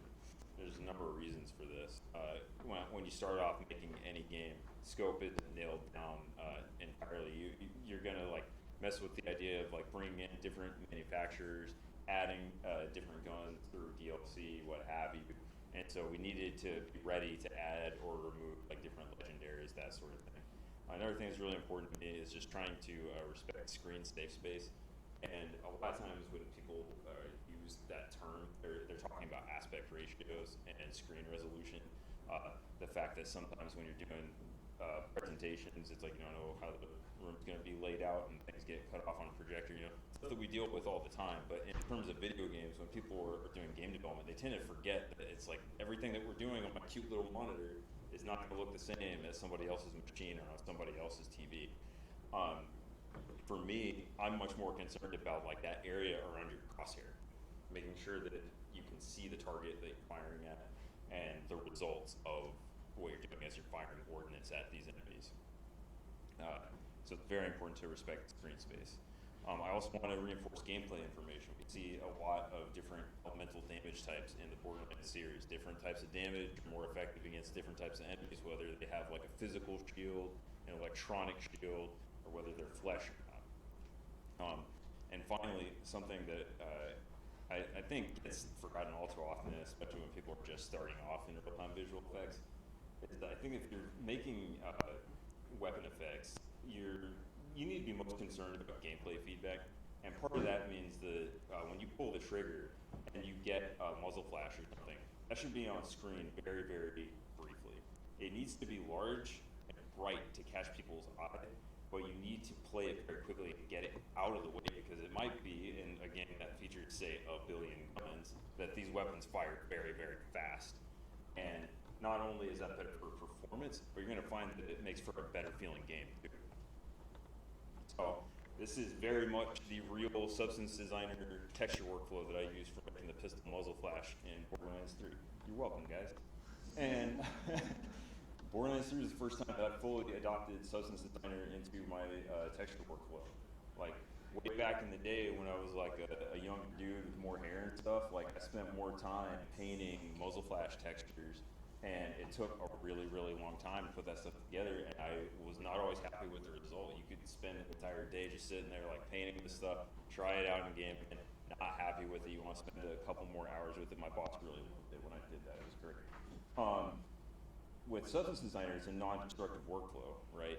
So I can pop in different noise textures, like whether they're hand-drawn, generated from Substance, what have you, kind of change that stuff up until I finally landed in what you see here, and I was able to plug that into all the different weapon types very quickly and get the rest of those built pretty fast. I spent most of my time developing the muzzle flashes and stuff, working in Cascade and getting the timing perfect and making sure that the particle system was as optimal as I could. The texture stuff didn't take a whole lot of time. And it is way easier. Just keep your stuff consistent this way too, because like, once you kind of have this, you can swap out those masks for the different weapon types and you're good to go. So here's that pistol muzzle flash texture a bit bigger. There's 4 sub-images here. Samantha talked about this a little bit, and I think it bears repeating, that you're always having to strike a balance between how much texture memory you can spend to get the look that you want and how much variety you can actually get on screen. You could make 4 radically different looking muzzle flashes, but the problem is that the more different those images start to be, they become so identifiable. I've heard this described as like a kidney bean rule. You don't want like a kidney bean shaped thing. You don't want like a weird little hook shape coming out of the muzzle flash. It's very tempting when you're going through here and just grabbing Photoshop tools and quickly drawing lines to have those identifiable shapes. You don't want to do that, because then anybody that's playing the game, whether or not they're a visual effects artist, whether or not they've ever been to an art school, they're going to pick out those shapes and they're going to be like, I feel like I'm seeing the same muzzle flash texture over and over again. This is a really good start, but we need to include more variety in this. So very important thing, and again, using all real Borderlands 3 assets here, you see some gradients on the side of the screen. All of the various damage types in Borderlands 3 are stored as one texture array that I made, so that we can swap between the different color schemes for every elemental type. Rather than typing in the same color values over and over again, rather than saving out a texture like this that's colorized, you do that. I hate that. It's terrible. Bad grades for all the students and bad reviews for all the employees. I'm not not about that whatsoever. You want to work with grayscale masks as much as possible when you're making a large action RPG like this, because you need to be able to change this stuff on the fly. You have to imagine that going into Borderlands 3, this is the first time we had a radiation damage type, right? But like, we didn't know right out the gate what all the damage types were going to be, so I needed to be prepared to switch things very quickly. Finally, we add a detail mask to all of the individual muzzle flashes, and there's different detail masks per damage type to further differentiate the different muzzle flashes that you see in the game. This is the incendiary one. We just kind of wanted to have this look of like, you know, just kind of a little bit of like burn detritus floating around in your muzzle flash to give you that incendiary feel here. And then you get some bloom, and as you know already from doing this stuff, bloom makes everything better. And what does this look like? See if the video plays in here. Nope. It will when you come back. Yeah, yeah, that's so weird.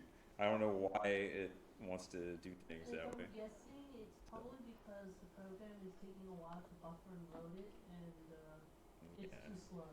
Yeah, it's strange. Anyhow. I missed on purpose, no big judgment accuracy. Shoot this guy a bit. So that's what the actual incendiary pistol muzzle flash looks like in game.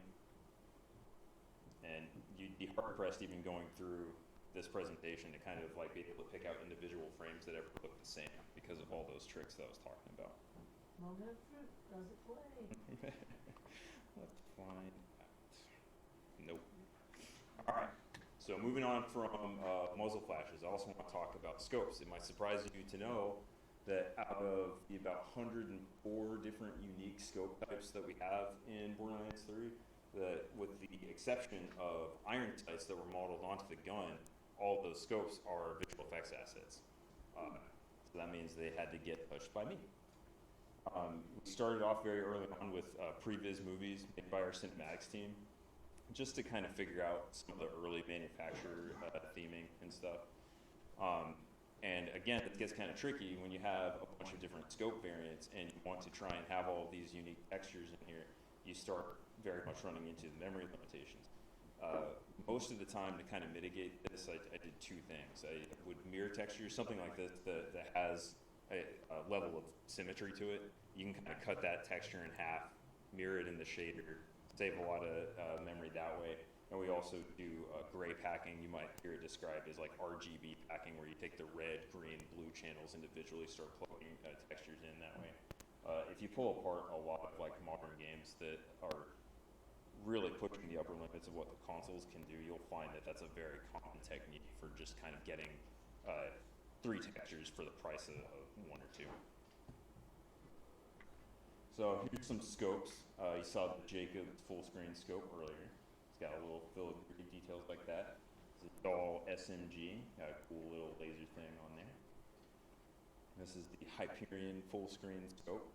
This is one that was initially concepted by our cinematics team. They did a little previs in After Effects and handed that off to me. There's an Atlas scope, Torque scope, Mali one. Really like the Torque stuff. If you play Borderlands 2 at all, that probably looks very familiar. We brought some of the exact shapes back from Borderlands 2 for people that were fans of the old games. So, again, manufacturer visual theming, very important. You're starting to see a little bit of that through the images that I have here. Because I'm a nostalgic guy and been gathering a lot of dust at Gearbox, I want to make sure that I could have some of these like legacy logos show up in some of the scope effects, but also take some of the new notes from the concept team about what these weapon manufacturers should look like for Borderlands 3 and incorporate that new stuff from their concepts into these scopes too. There's a lot of secondary elements in the scopes that it's like very minute detail. You'd have to really be paying extra special attention to figure this stuff out on your own. But the rarity of a weapon, the quality of it actually factors into the glass as well. So if you pick up like a garbage tier white weapon, it might actually have like cracks running through it, and it'll have like a serious amount of dirt and grime like you're seeing in this screenshot. And other more obvious stuff, we have like ammo counters, readouts that tell you what elemental damage type you're dealing. Sometimes we just recolorize the scope to reinforce that. And also line of sight indicators to show when you're actually actively selecting a target or a friendly, what have you. So now I'd just like to show you what some of that manufacturer theming looks like in a little bit more detail. These are the Atlas scopes. These are my favorite, so I'll put it there at the front. I hope you like them. Children of the Vault. These are your big villains for the game. They got a lot of little simple geometric details going there. Part of the theming with COV is to make everything seem like it was kind of cobbled together from like random bandit garbage that they had.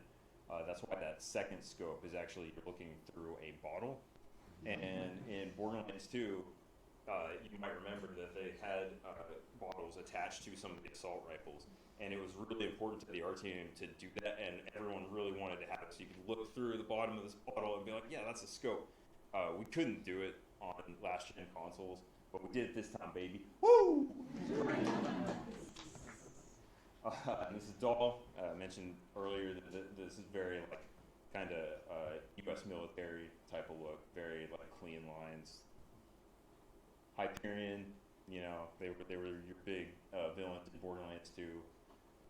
Just a lot of kind of like electric yellow and blue type of colors, reinforcing things that just kind of like, if it's not literally the shape of the letter H, it kind of evokes the shape of the letter H. Jacobs is kind of like Wild West technology, but played up to a degree that was never really seen in reality. So you got a lot of these like secondary filigree details. The far left one, there's actually an Edison light bulb. That was another weird like Borderlands 2 wish list. I remember being like, it'd be cool if you could like aim with a light bulb. And I messed around in the Unreal Material editor for a little bit, and we got that result. Pretty happy with that. Mali one, just very much like future tech, meant to be in the early development of like Borderlands 1 and 2, we used to call Mali one like the Apple of the gun manufacturers. So you can kind of see that there. DDR is like the opposite of Apple. It's supposed to be kind of like disposable weapons. The running joke used to be that it's just like, okay, this is like a Walmart brand. And then Torg is based very heavily off of jet fighter HUDs and flight path monitors, that sort of thing. And Vladov is just supposed to be like kind of punched up, more sci-fi take on like Russian military weapons. And I was mentioning before, the glass gets cleaner as the weapon quality increases, and you can actually see that here. On the left is the absolute worst quality Dahl scope that you can find in the game. I looked. And on the right is the nicest one you can get, taken from a convenient angle that shows how clean it is. So you get an idea of how some of that stuff is reinforced. There's a bunch of numbers that drive the gun system under the hood that we tie that into all the visuals, and that was something that was super important to me to do for Borderlands 3. Here's some of these other secondary things I was talking about. The Hyperion weapons actually all have a shield meter.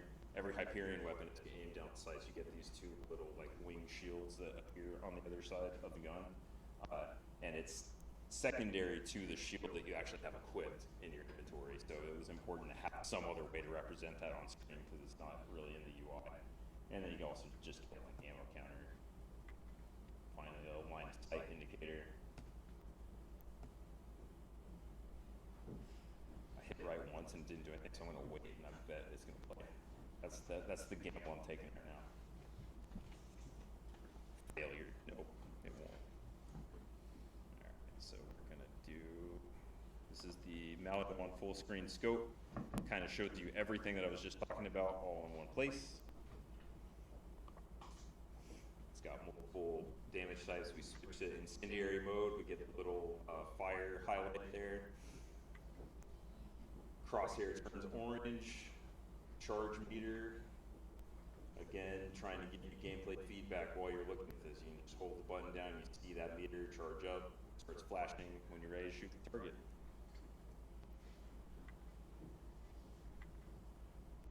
All right, and now, to close this out, Caitlin Trout's going to talk about destruction in Borderlands.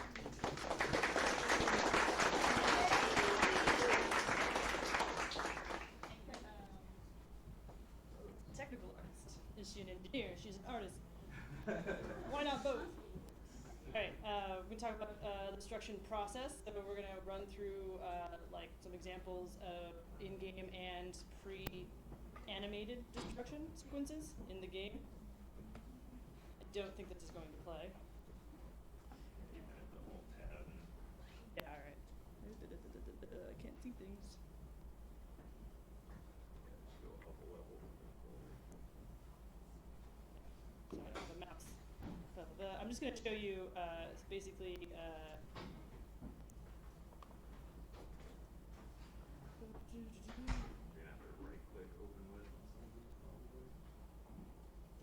don't know if this is it. This doesn't look right.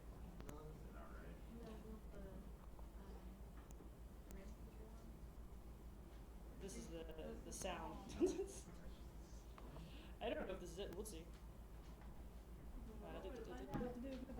Open with. This is weird not having a mouse. Yeah, this is just an example. But yeah, we have this is very specifically just the crate. Okay.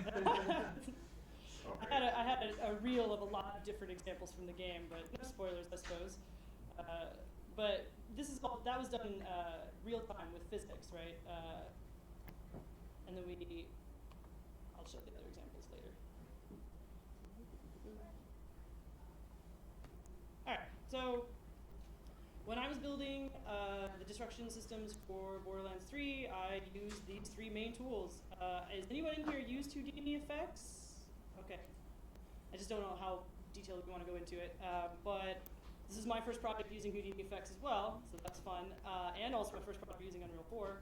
And also my first project using NVIDIA Apex, so great times. NVIDIA Apex is the physics engine. It's integrated with Unreal, so it's not like its own separate thing necessarily. It's just a plugin that we had with it. So I felt like I needed to include it here. So the process would also I can't talk. It would generally start out with somebody walking into my room and saying, "Hey, Caitlin, I really want to break something." And I'm like, "What is it? You know, like, tell me more." I won't break it. Let's do it. And I would ask them a series of questions, and we would categorize them. So I would ask, you know, is it relevant to gameplay? Is it going to affect anything in the player space? Is it used everywhere? Does it need to be like a global system? Like those crates, for example, they're everywhere. You know, they drop loot. And then I was like, do you want it to break in a very specific way? And given those answers, I would categorize them. So yeah, into either real time, we simulate it with the physics engine, or I pre-simulate it in like a Houdini, and I take that animation and I play it later. All right, so that person's like, nah, I really wanted to spawn loot, like that crate. It's like, I have ammo, I want to hide stuff in it, it's just gonna be fun, they're gonna find it around the level. Awesome, well it's gonna be simulated in real time with physics. So, process starts. This is the crate. I take it into Houdini. I decide how I want it to fracture, into how many pieces, what is it made out of, how many pieces can I get away with based on performance and memory. Right? And in this case, I used a number of different techniques in Houdini to break it up, either using sort of like the standard proceduralized Voronoi fracturing, or I would like hand design the fracture and I would draw it in like a curve or something, and I would project using a Boolean node or something like that, if I had a very specific line in mind. Hey, I'm a technical artist. Sometimes I write code.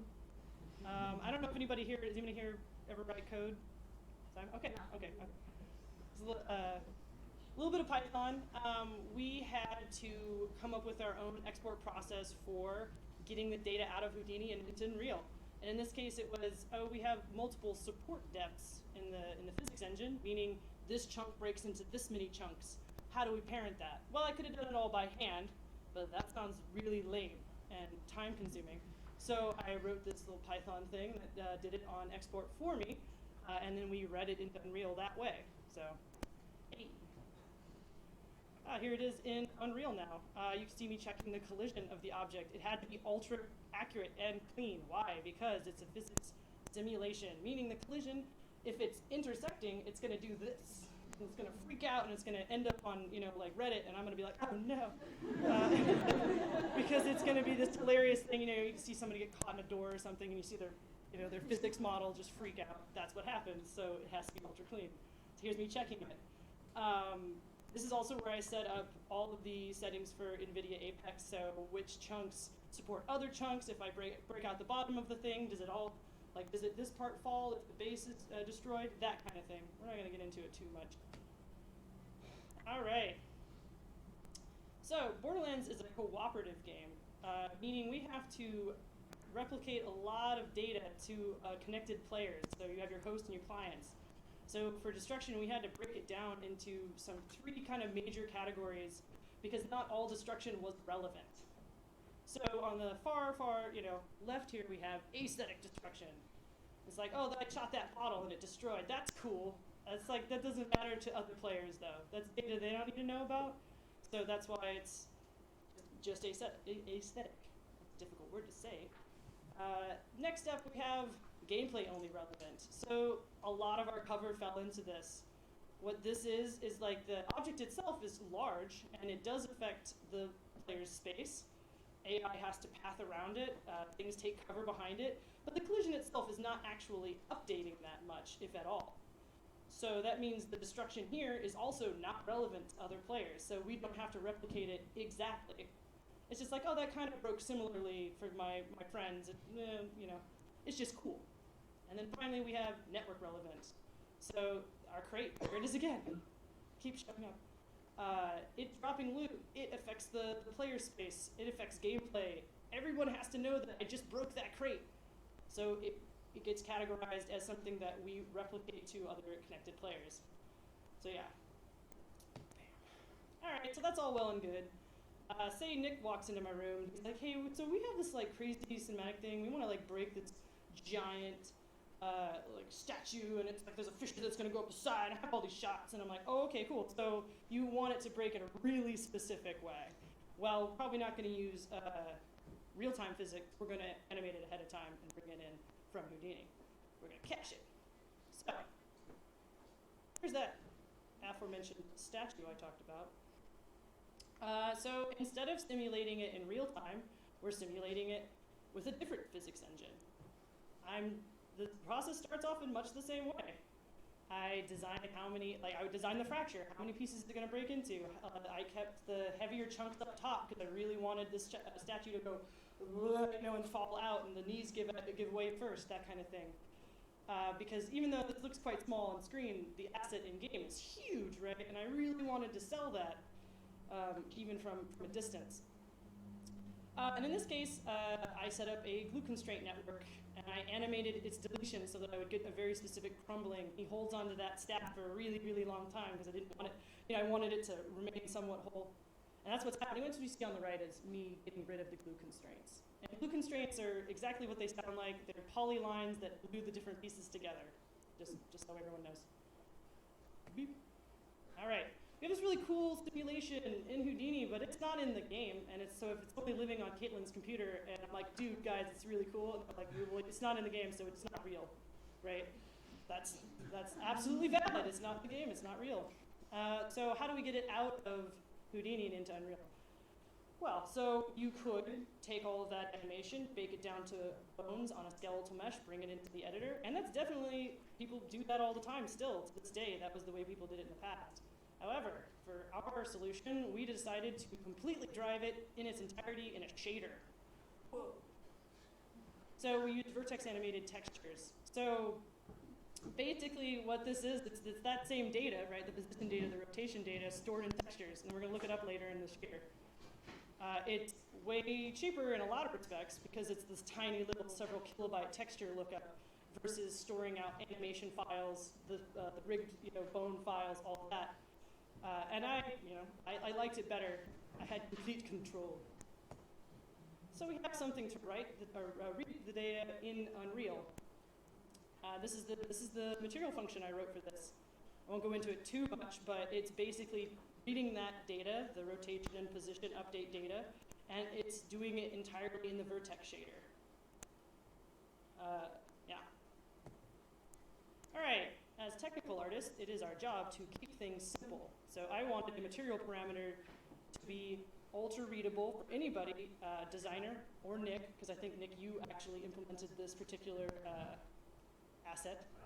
Yeah, and I was like, okay, all you gotta do, you can take this parameter, you take it from 0 to 1, done, it plays the whole animation, right?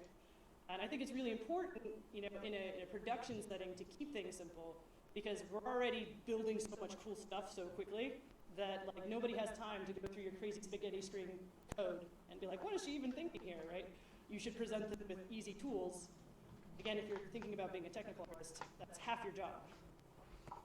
And from start to finish, I'm just going to show you I hope I have the actual. Yeah.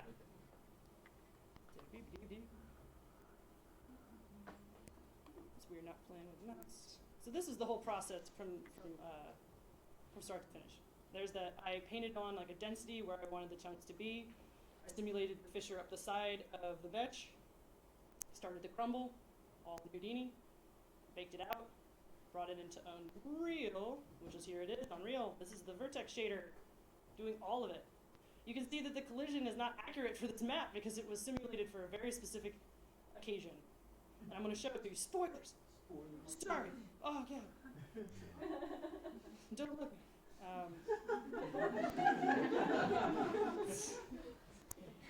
Yeah. Forever etched in our memory. Oh! Yeah, that's the video, and it's not playing. Anyway, yeah, that's the process.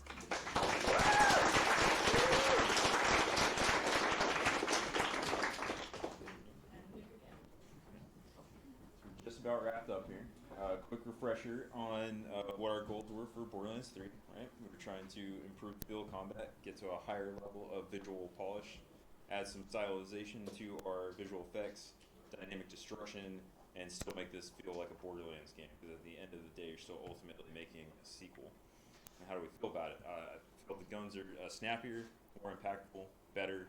You see some of the more stylized effects on the Guardian army, Malawan army, certainly the Echo device as well. And this number is something that we're particularly proud of. We have 5,280 particle systems in Borderlands 3, which I imagine is not just a Gearbox record, but I bet there's very few games you've played that have that many particle systems. It is a huge, huge game, and a lot of super talented people had to work on this stuff. It wasn't just us. We're just a small selection of people that worked on this game. And new things we attempted, we got into Houdini for our VFX flipbooks, destruction workflow. We had effects team critiques once every 2 weeks, and we had to work very closely with tech art people like Caitlin. Effects and tech art were split for the first time ever during Borderlands 3, so that was new as well. Don't freak out, there's a lot of text, I know. We're gonna give you these slides so you can have your own fun trying to get these videos to play later on your own time.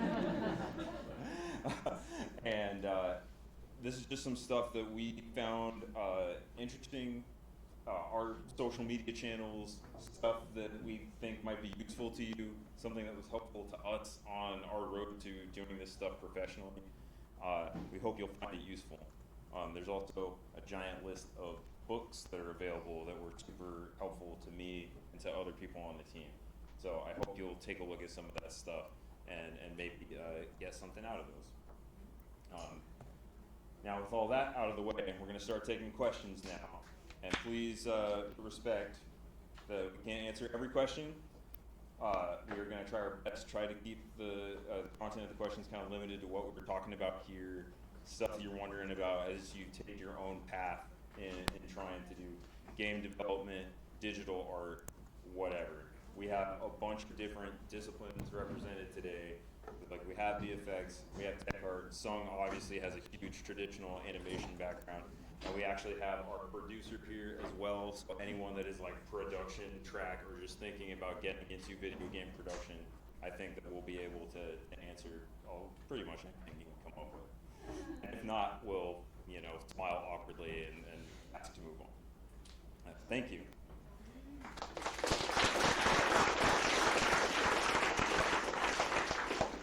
While we're going through the questions too, I do want to remind everybody that Gearbox Software is hiring. So if you find yourself leaving school soon and you want to hear me talk more, this is a great way to do it. That being said, we'll just sit and I don't know if anyone wants to help us kind of fill the questions. We should just point at people that got their hands up, whatever. One right here. So I'm interested in VFX, but I've only really ever done beginner stuff like Unity, Shader, Graph, like Amplify a little bit, and just a little bit of Houdini. Where do you recommend to go from there? Because I'm not sure, like what sort of software other companies possibly use. Because I know you guys do like Unreal for sure, but what sort of programs do you think like a beginning VFX artist should delve into primarily to sort of get the principles down and to start learning shaders?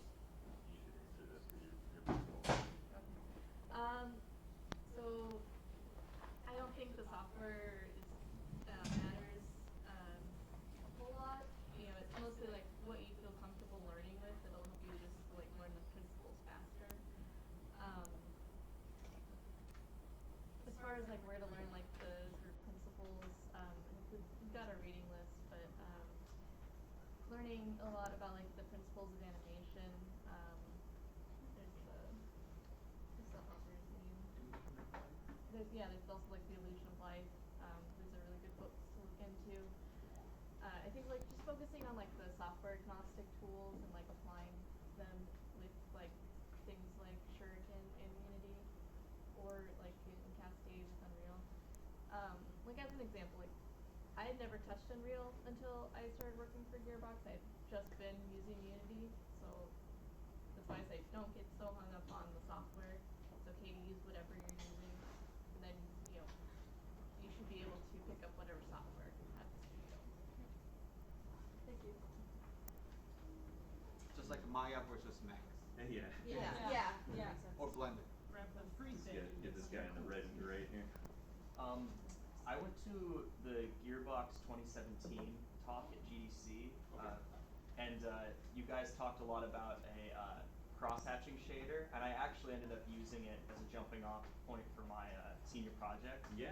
And I noticed that it wasn't present in the final game. Did any of you guys work on it, and were you bummed that it got removed? Or I wasn't personally involved. I remember exactly what you're talking about.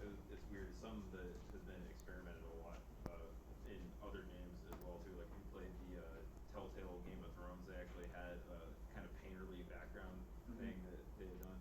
For us, it really just came down to GPU expense.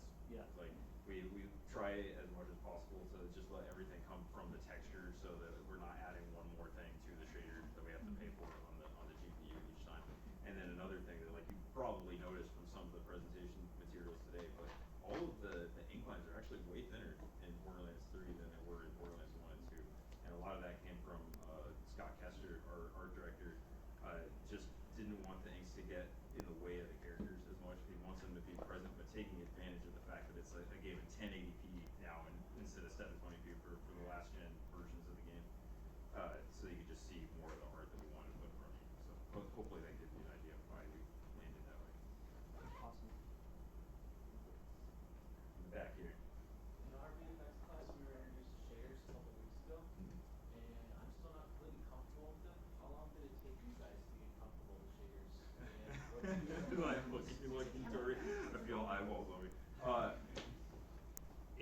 probably 3.5 years.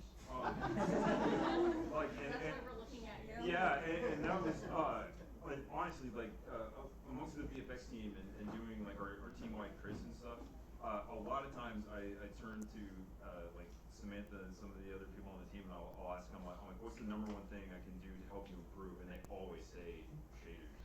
Getting a true mastery of that takes a really, really long time. There's a handful of resources that we're sending to you guys that'll be useful to get you started. You should definitely check out Epic's documentation on all this stuff. That'll give you some idea of like what all the basic nodes and stuff do. And then I also put Ryan Smith's blog on here. He's our lead technical artist at Gearbox, and his stuff definitely will skew more toward the experimental. It'll be a little bit crazier, but between those two extremes, it should help you kind of figure out like what's important. A lot of times with visual effects, I think it's your sense of timing and motion is the most important thing to getting your effects to look good. But the thing that takes you from being like an apprentice VFX artist to a master is that mastery of the material editor, and that's what a lot of our teams try to do. And another note is if you find like a shader you're really interested in and stuff, take it apart, try to rebuild it on your own, even if you don't necessarily understand what's happening, you start learning like, okay, so this, I don't know why, but this plus this equals this. Okay, and then you can go and look into it more in depth later. That's what a lot of yeah, it's learning tricks at first and just like how to achieve an end, and like you'll start to understand the workings of that more and more, where it's like it just starts to become familiar. I think a big part of the material editor as well as like math helps a lot. So being able to understand like logic, being able to, if you coded at all, like being able to understand how these kind of systems work, that definitely has helped me get better as a material editor. When we are looking at like people who submit their portfolio, like an effects portfolio to us, one of the crucial thing we actually look at is the color too. Yeah. So understanding color value, like how the color works, depending on what you're doing, how the color can relate to the world that you're building, like lighting, and so all these fundamental that you learn from like a photography, animation, or the film, like even story writing, all that stuff like meld into the effects. So effects isn't just the one thing that you learn and done with it. It's actually learning from a whole bunch of different principle and you're putting it together. So it is really difficult thing, but when you put together, you know it's right. So just don't hone in like one thing. Like I'm just gonna study Unreal all the time. That's not gonna make a good effects artist. You have to open up. So a variety of programs and principle of animations and stuff. Like say a color theory, perfect example to do.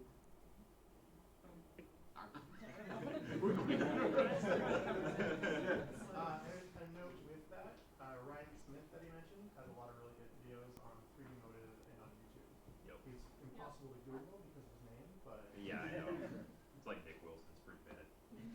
Too generic. Yeah, no problem. The yellow beard. You guys mentioned that an important part of VFX is communicating gameplay. Are there any like common mistakes people make when trying to make an effect too like contrasty or bright to get in the way of that communication that we should avoid? Or tips to make it read better? Yeah. One thing that we dealt with much more so on Battleborn than Borderlands 3. People kept referring to they used two different terms. They used particle soup, and somebody said, and I don't know if you even heard this yet, a clown vomit, which I'm like, that's particularly offensive. Thank you. It's very difficult to get away from just like turning everything that you work on into a portfolio piece. And out of like 5,280 particle systems in Borderlands 3, one of the things that we always have to check ourselves on is it's just like, well, you might be really proud of this, and it might look really good, and it's built technically in the best way that it could, but also it needs to be faster. A huge, huge difference between Borderlands 2 and 3 that I think helped people with the game feel was speeding up things like explosions. Most of the explosions in Borderlands 3 live for about a fourth of the time of the explosions in like Borderlands 1 or 2. If you go and you can actually time it out, you'll see it. So yeah, that's where like playing the game is so important because we often when we're doing like the weekly crits and stuff is we ask ourselves, well, you know, the speed of the player or the speed speed of the actual of the game, like, you know, going through and if you see, like having a friend, like having another coworker play the game, and like you don't, maybe not, you don't tell them what they're looking for, and actually see if they even see it, even notice it, and like, or like again, speed. Did that pop? Did that work? Did that communicate what I needed to in like a timely manner? Or did it actually slow things down? Get in the way of like player vision.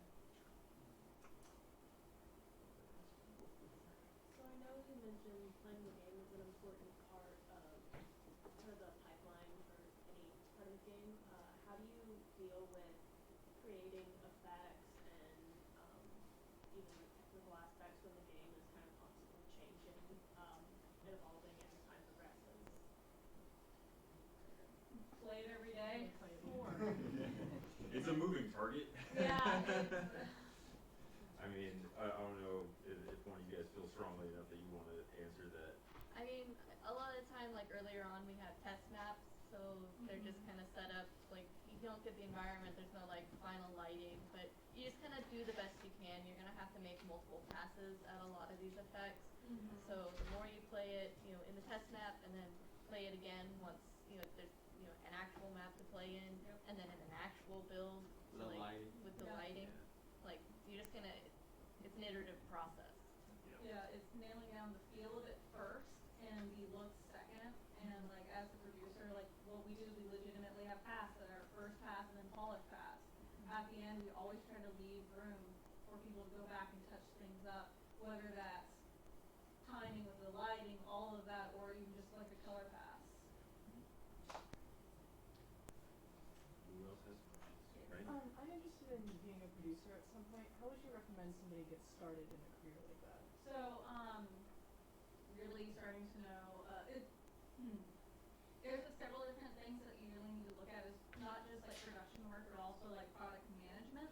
In games, you can actually lean more heavily toward a product manager than an actual like producer. So like learning that, upping skills like soft skills is super important as well. You can learn, you can basically teach yourself and figure out how to schedule and different stuff like that. But actually, the people aspect is super, super important. Emotional intelligence is super important because you're working with people in a creative environment, so everything they make is really near and dear to them. So sometimes you do have to talk to them about letting things go a little bit, or you do have to break horrible news to someone like, hey buddy, you just spent, you know, 20 hours making that thing and it's cut now. Which is, can be really difficult. And then of course communicating with your other producers as well. What I really like about Gearbox is we all try to help each other out, and we all agree that there's not really a stupid question. And sometimes you do have to be the one who might ask something like that is stupid. Like you're in a meeting and you have a bunch of creatives around the table, and one person's talking super technically, and you might be like, oh, well, everyone gets it, I just don't get it. But you might have to be the one who goes, hey, you know what, can you break that down for me? And it turns out 3 other people in the room had no idea what that person was talking about. Okay, cool. So like just like little things like that. Sure. I would add too that our best producers came from QA. You know, and it's like because they saw you see that production pipeline from beginning to end. It's like you're the person sitting there finding those bugs and communicating it to a producer. So it's like you're starting to work with somebody that's a professional in that role. So I'd say be open to trying that out if you haven't already. One thing to add, our producer, amazing producer, is when she's actually become a producer part, the former former effects artist, he effectively actually asked her to create effect. Yeah. I had never done that before. Yeah. So she goes through all that channel and how to make things. So she understands what the shader is. I mean, she wouldn't understand 100% of what shader does or how it, but throughout the process, she understands how these things are made. So you understand even more deeply than just guessing, like you just basing on one person. Because you have done it, you understand what process go through and then timing and all this. Timing is the most important thing for producers anyway. So she actually gets through all that process to understand. And she could talk about it, she could hear people talking about it, and she understands what they're talking about. So Embedding yourself in the team. put yourself in the foot of the other department. That's why you're in a good school environment, because you get to play, I mean, you get to do a lot of things. Right. And then you start understanding, and that'll probably pull you better as a producer. Cool. You know, obviously every studio has a different engine or like different like that. So you get hired on as a producer, like carving out some time to learn the engine is like super important, because like I can't ask these people every 5 seconds like, hey, you know what? This person needs a temp sparkle effect. Yeah. Please send me the location of this. So it's like it's gonna be easier for me to be like, oh well, I know this is a set of like our temp effects. Here you go. Here's the thing. Plug it in. You're good. Bye. Roll out. And that works with like thinking about things like legal passes too. You gotta find all the asset names to send them off. Cool. Alright, thank you so much. Yeah. Who else has questions? On the project management side of things, are there any resources you would point to for that? Because there's so many different courses, and it's hard to find ones that are relevant. Ooh. Yeah. Tell us. Yeah, I honestly I don't have like Find a team and work with them. find a team. Looking to up gather together and make something cool. And see what that looking at process is things like. like honestly doing your own research on leadership skills and stuff like that too, and reading things about like tunnel vision and stuff, doing stuff like that, and like mind mapping and like just little things like that really help you start to get into that kind of mindset, because you want to make sure like again it's dealing with people, it's dealing with extreme emotions, so like knowing how to calm people down is really important. Making sure they're not getting too like I said, tunnel vision is a huge problem. And when you're working when you're doing a giant group project, like a video game, having somebody hone in on something can be damaging, not just for them, but for the team and the project at large. And so helping them be able to see the whole thing as a game versus their fun sections also super important. Are you guys actually doing a lot of group work in here already on little like game programs? Okay.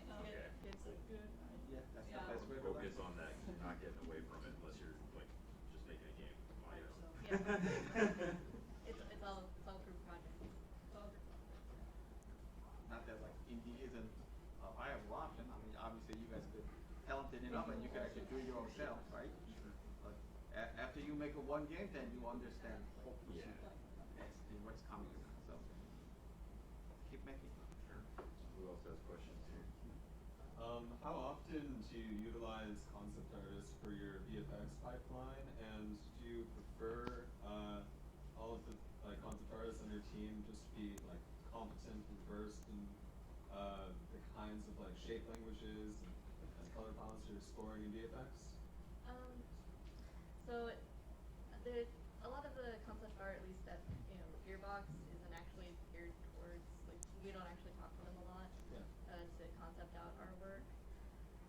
So any concept that I do wind up using is usually just for the creature, for like the modelers and stuff like that, or like the environments that they're going to be in.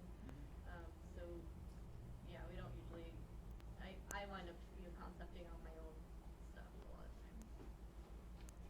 There's a big difference in the production pipeline on Battleborn because of Sung's involvement. You ended up concepting a lot of stuff for us, and it happened again during Borderlands 3 as well.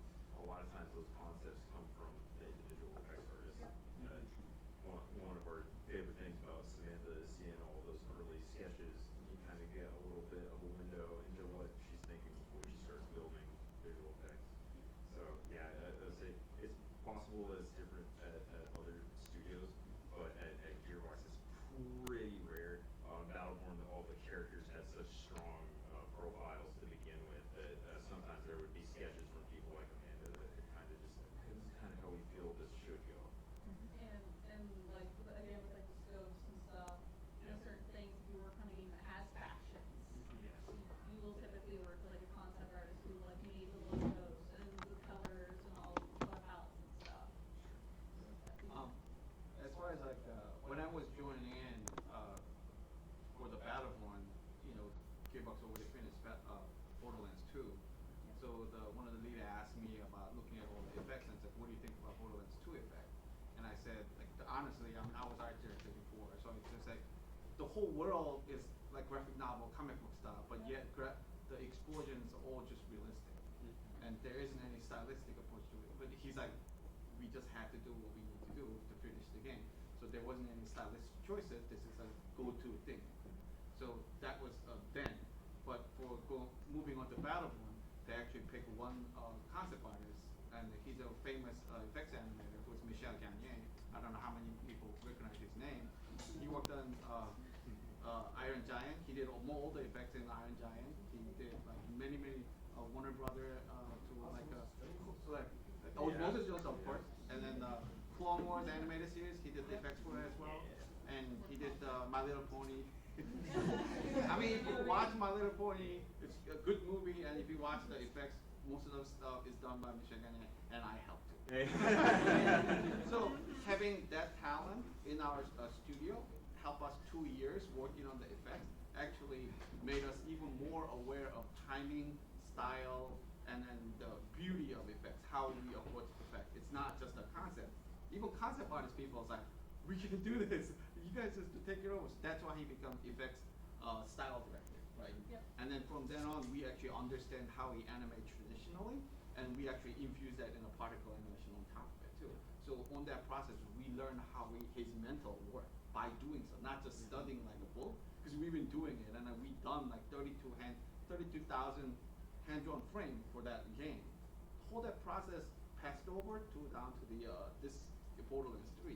So we learning from the whole process, we infuse that into our effects, and our effects become even more different, hyper-realistic. Use that. It's not realistic, but it's not super stylized either. But it's like a melding pot of the both best of the West world. So we don't have a concept artist who's coming in and telling us how to do it, but because they trust us, because we've been through all this process and we've been talented enough to get through that process. So that's the process. Like it's really different than other studios, for sure.